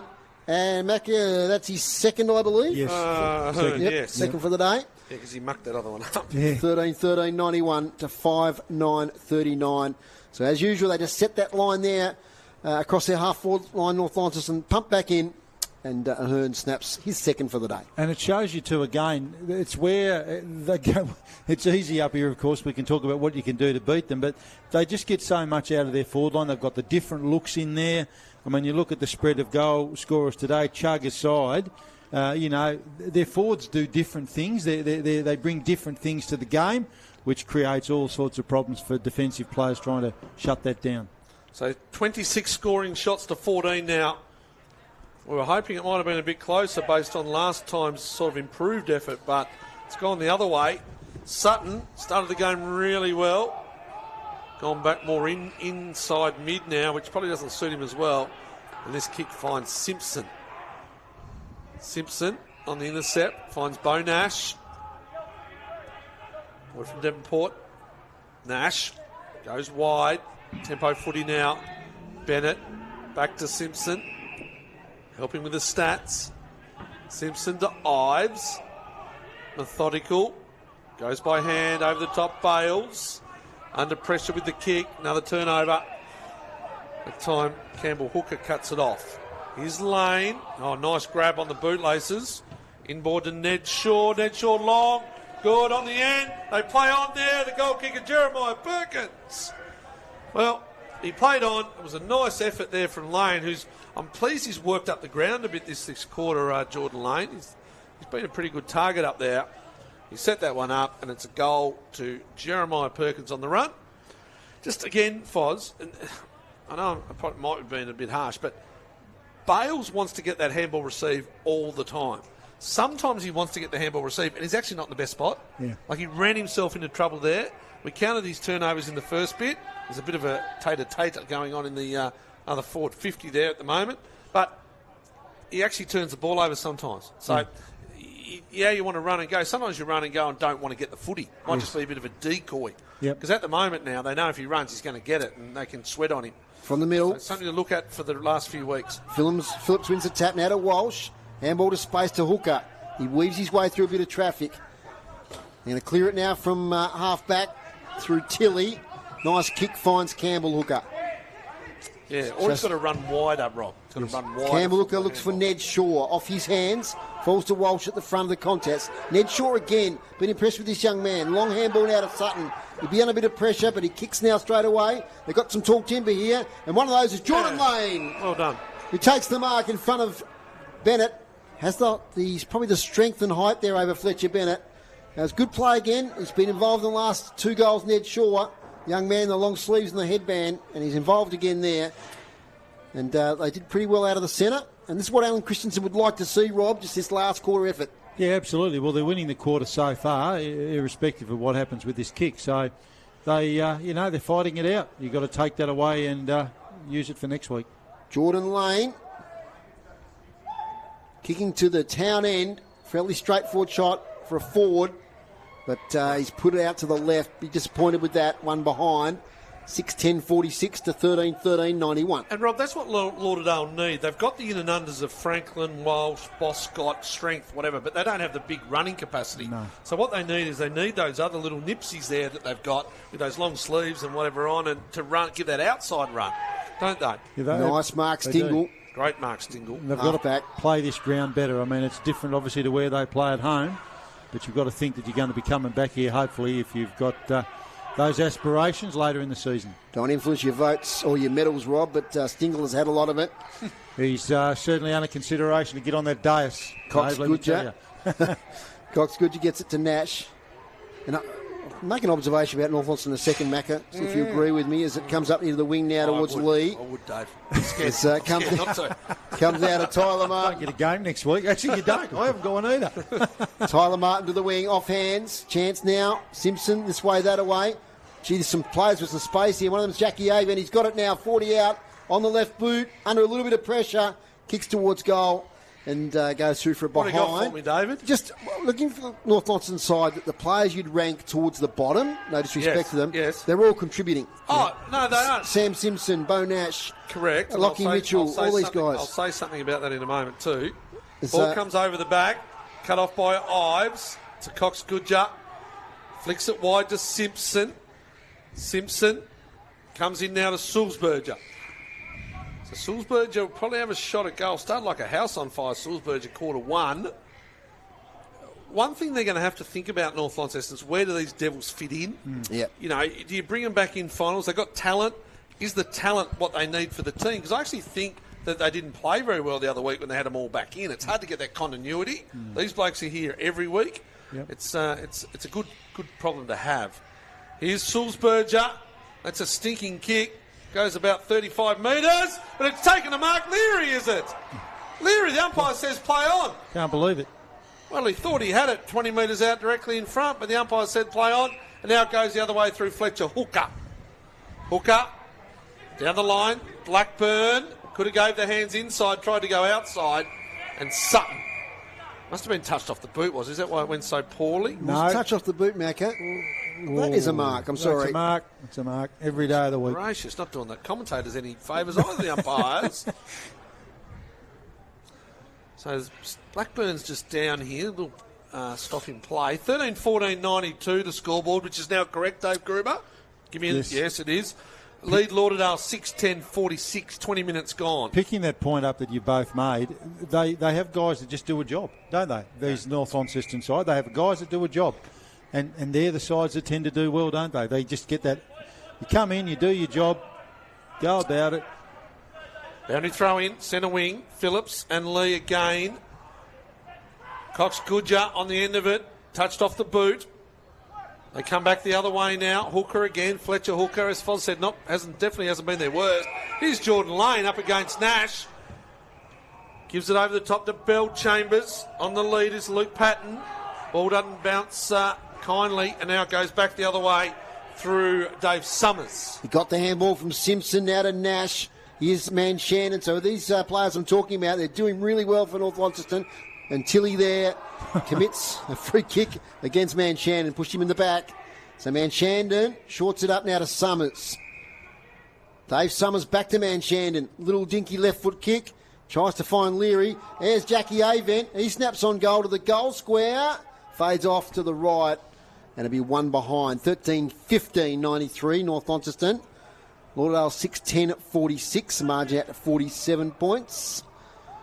Still half-time at the Twin Ovals. They're underway again at KG5. So North Hobart there, maybe looking at a bit of an upset there over at Glenorchy. There's off hands. Comes now to Man Shannon once again. Little kick looking for Ahern, who flies and takes the mark. Jack Ahern. He's 30 out, 10 metres in from the boundary on the right-hand side. He's kicked 2 today. And he's got a chance here at his third. Geelong by 23 now. Against the Kangas, 13.5 minutes gone, third quarter, Bell Reeve. Yeah, Kangas' scoring's dried up there from my observation. 3 goals to 1 early. I can't wait to hear how big the crowd was. We'll wait and see. Jack Ahern. Fozzie's hopeful. Sales were good. Ahern kicks towards goal. Across the face. 1 behind. So it'll be 13-16-94 to 6-10-46. 22 minutes gone here on City Park Radio. Don't forget we're at North Hobart next week from 5 to 2. As the kick comes out here towards Boscott. The mighty Thor. Mighty Thor. Sorry, I had a mental blank there. Took the mark. Play on. On the wing. Mitchell tries to pick it up. And it's going to be out of bounds. Just for those that won't be tuning in next week. Hold on. We've got a little bit of a wrestle. Bryce Walsh involved. They're in a little bit of a wrestle. No one wants to let go here at the moment. I can't see the other player is. It's Alex Lee. He's going to win a free kick. Handball to Cox Goodger. Now to Chug. Kick 5 today. Sideways handball to Avent. Dummies the handball. They're lining up here at half forward and Bo Nash takes the mark. He play on. Gets himself in a bit of trouble. Sulzberger, left foot snap for goal. Blade Sulzberger kicks the goal for North Launceston. So they punished that little free kick there from the melee on the boundary line, and they took it away, and it ended up with Blade Sulzberger. Kicks his first for the day. And another goal to North Launceston. 14-16-100 now to 6-10-46. They lead by 54 points, Rob Sowett. Well, a good takeaway too, as I said, if you're going to beat the Northern Bombers, you're not going to beat them in a shootout like this sort of business. You're not going to kick 105 and beat them. You've got to beat them with a low score. But again, the real positive that I'd be taking away is an Adrian Smith, not just the win. The guy's working hard at the 22-minute mark of the last quarter. It's easy to put the cue in the rack, but full credit to them. I was just going to say, Macca, before the melee broke out, Dave might be at North Hobart next week. You're at Kingborough. Yes. I'm at Four Springs. Yes. We'll provide an update in a couple of weeks' time how we go. Yep, we'll get back together. Lee now from the centre bounce. Bouncing ball. Taken away as Gridley. Gee, handball that to Franklin, who was under all sorts of pressure. He got the handball away, though, pretty well to Perkins. Tyler Martin. Now to Sutton. He's kicked to the wing looking for Ned Short. Strong sprawl from behind by Bales. Cox Goodger tackled. Gets rid of Fletcher Hooker. Watch this. Umpire says free kick against Hugh Bradley. No, it's not. Just a little bit of feeling in this game here late on. No free kick, Foss. That's not going to be a free kick. Sorry, Macca. I got excited there. He just went like that. Throw it in. Okay, I thought it was... What is a successful day at Four Springs? Well, limit's 5 fish if you're catching to a limit, but 5 will do me. Will you get there? Over and under? What would Sportsbet have you over and under? Would they have it at 5, 4.5? I'll be short, very short. Okay. Positive. Righto, of course, bet responsibly. Here's Bales, could have got one in the back. Umpire said no. Phillips, good on the up. Blackburn turned it over. Boscott, good. They're fighting hard here. Phillips, gone. Avent tackles him. The little fella up against the giant. Here's Bales, good kick. Sulzberger. Developed into a really nice TSL senior footballer. Made the state team this year. Mitchy Nicholas wasn't far away from the state squad or state team. Cox Goodger. Oh, he picks the pocket. Now he's scored high, right on the 50. Oh, and he's fired up at the moment, Bradley. Little afters. He's just got a bit of bee in his bonnet. Nick Larkey kicks a goal for the Kangas. Not a bad crowd there, actually, Dave. Kicked the cracker from here, one of our last calls from here, didn't he? Now players are going over. They've got to be careful they don't get reversed here, North Launceston. It's a bit of a powder keg here at the moment at UTAS Stadium. Yeah, late. 26 minutes gone the last. You're down by, what's that, 54 points. Would you really bother? Bradley Cox Goodger. He plays on, around, left foot, right on the boundary. How can he get it that far? He can't. Didn't come right across. Maisie. And that's a behind. He's just having a bit of a look, Bradley, though. He wants to get back there, Foz. Back to a couple little scraps. They come straight down the middle. This is better. Maybe they just weren't set up there, North Launceston.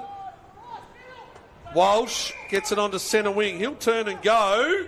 Oh, he sells a little candy. Comes back on the left. Party time.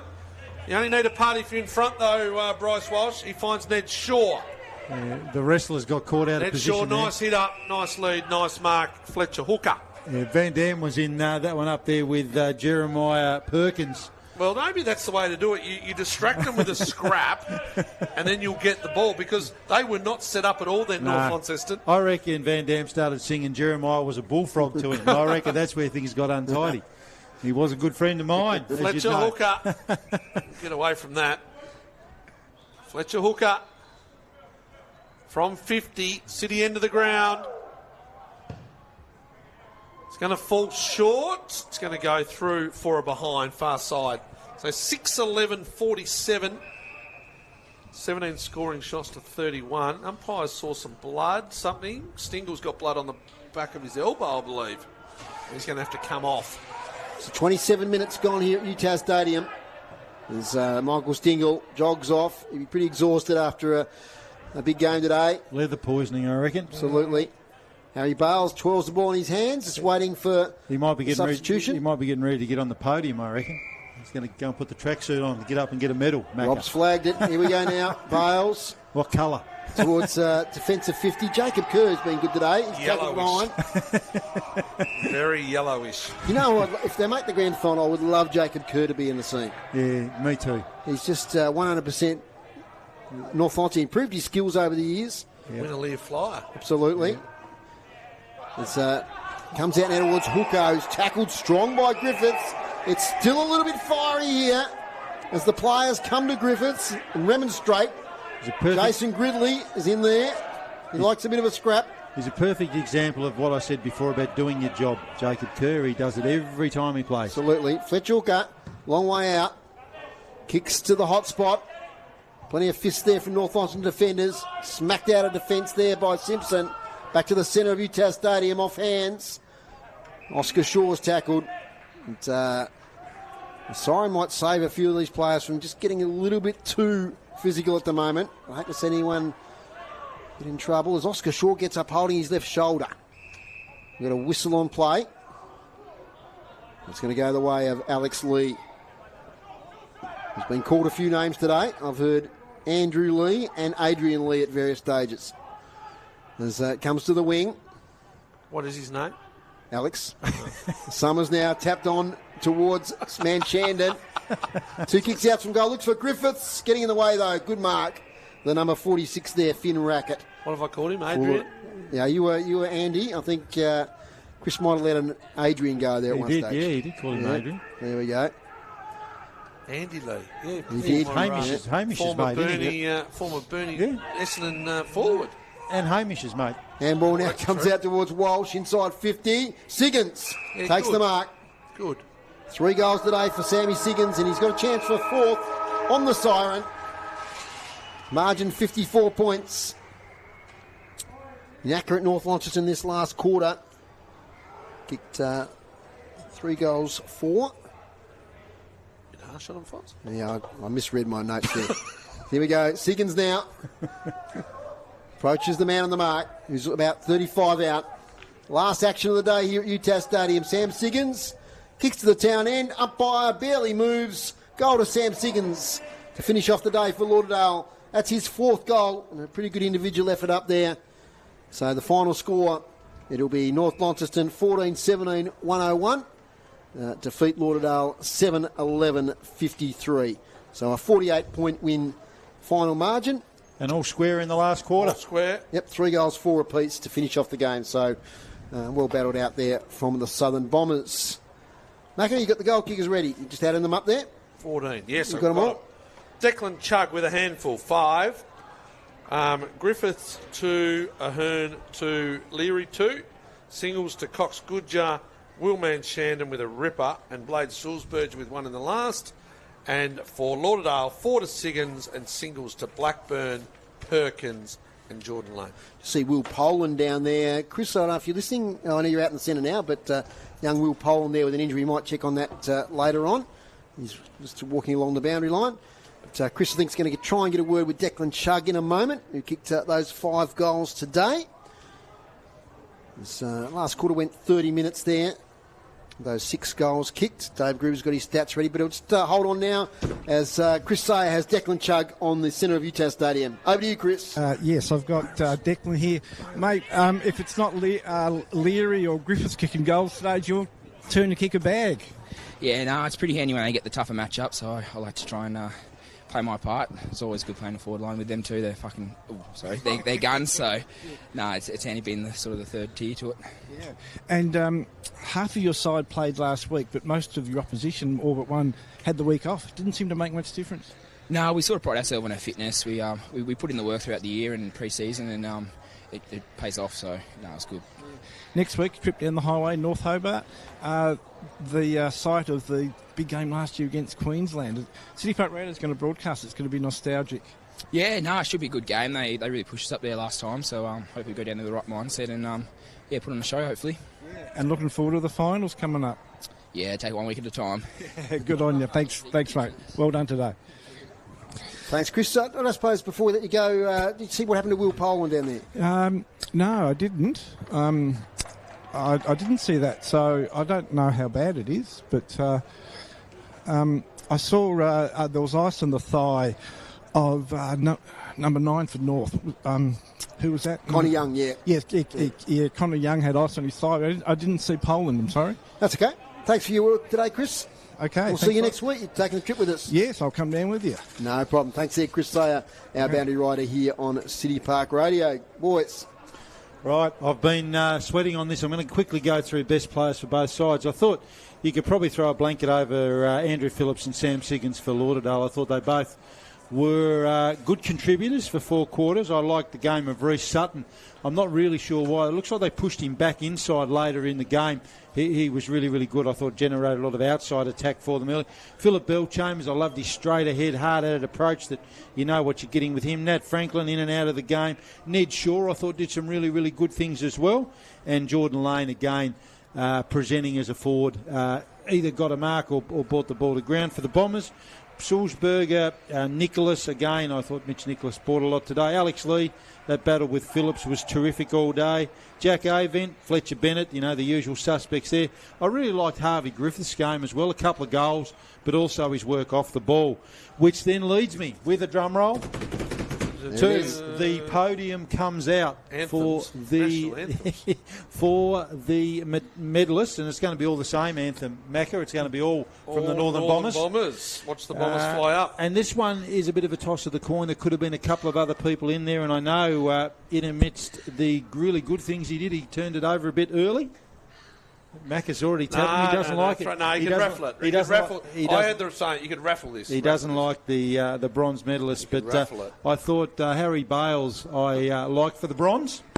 Bronze medal. For the silver, I thought a really, really great game, notwithstanding he ended up with perhaps requiring the second test after his language effort during the interview was Declan Chugg in silver medal position, 5 goals and a real 4-quarter contributor.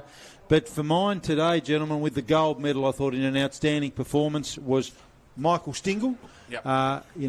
Week in, week out a star, but today I thought he was a real difference with his winning the ball, his distribution of the ball. So we'll go through those. Bronze medal position today, Harry Bales with 1 vote.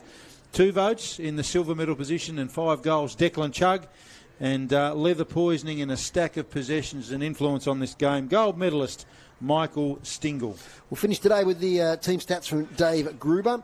And the hit-outs today, Lauderdale 51 to North Launceston 28. So Andrew Phillips probably had the better of Alex Lee in the hit-outs. Alex Lee, of course, did pretty well around the ground as well. Clearances really even over the day. North Launceston 33 to Lauderdale 31. Inside 50s, the Northern Bombers dominated here, 56 to 36, 13 to 9 in the last quarter. Marks inside 50, 14 to 11. Lauderdale actually had 5 marks inside 50 in that last quarter, to 4 for North Launceston.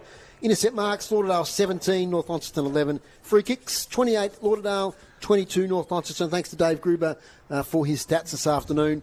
Macca, you see anything out of those stats? It's interesting there with Phillips getting a lot of the hit-outs, but the clearances are pretty much shared. Yeah, it's the work away from the clearances that causes the issues. It's that turnover off half-back. We've mentioned it all day. Just the run from behind and the run off half-back. And they sweat on the turnovers. They play this ground really well. They keep it wide and they go back through the middle. The amount of angles they change. They just change the angles. It's a modern day these days. Get it off the line. They had some good moments, Lauderdale. They came offering a bit, but, just struggled to, early on, they struggled to score, and then they just kept chipping away. North Launceston, and they just go bang. Yep. Yeah, we mentioned the call. It's those 2 or 3 little times in a quarter where they just get control, they kick goals, and they put that scoreboard pressure on. Yeah. Thanks, everyone, for listening and watching today. Macca, before we go, you want to go around the grounds there? Yeah, the Kangaroos are coming back. They're within 10 points just before three-quarter time down at Bellerive. It's Kingborough easily against Launceston.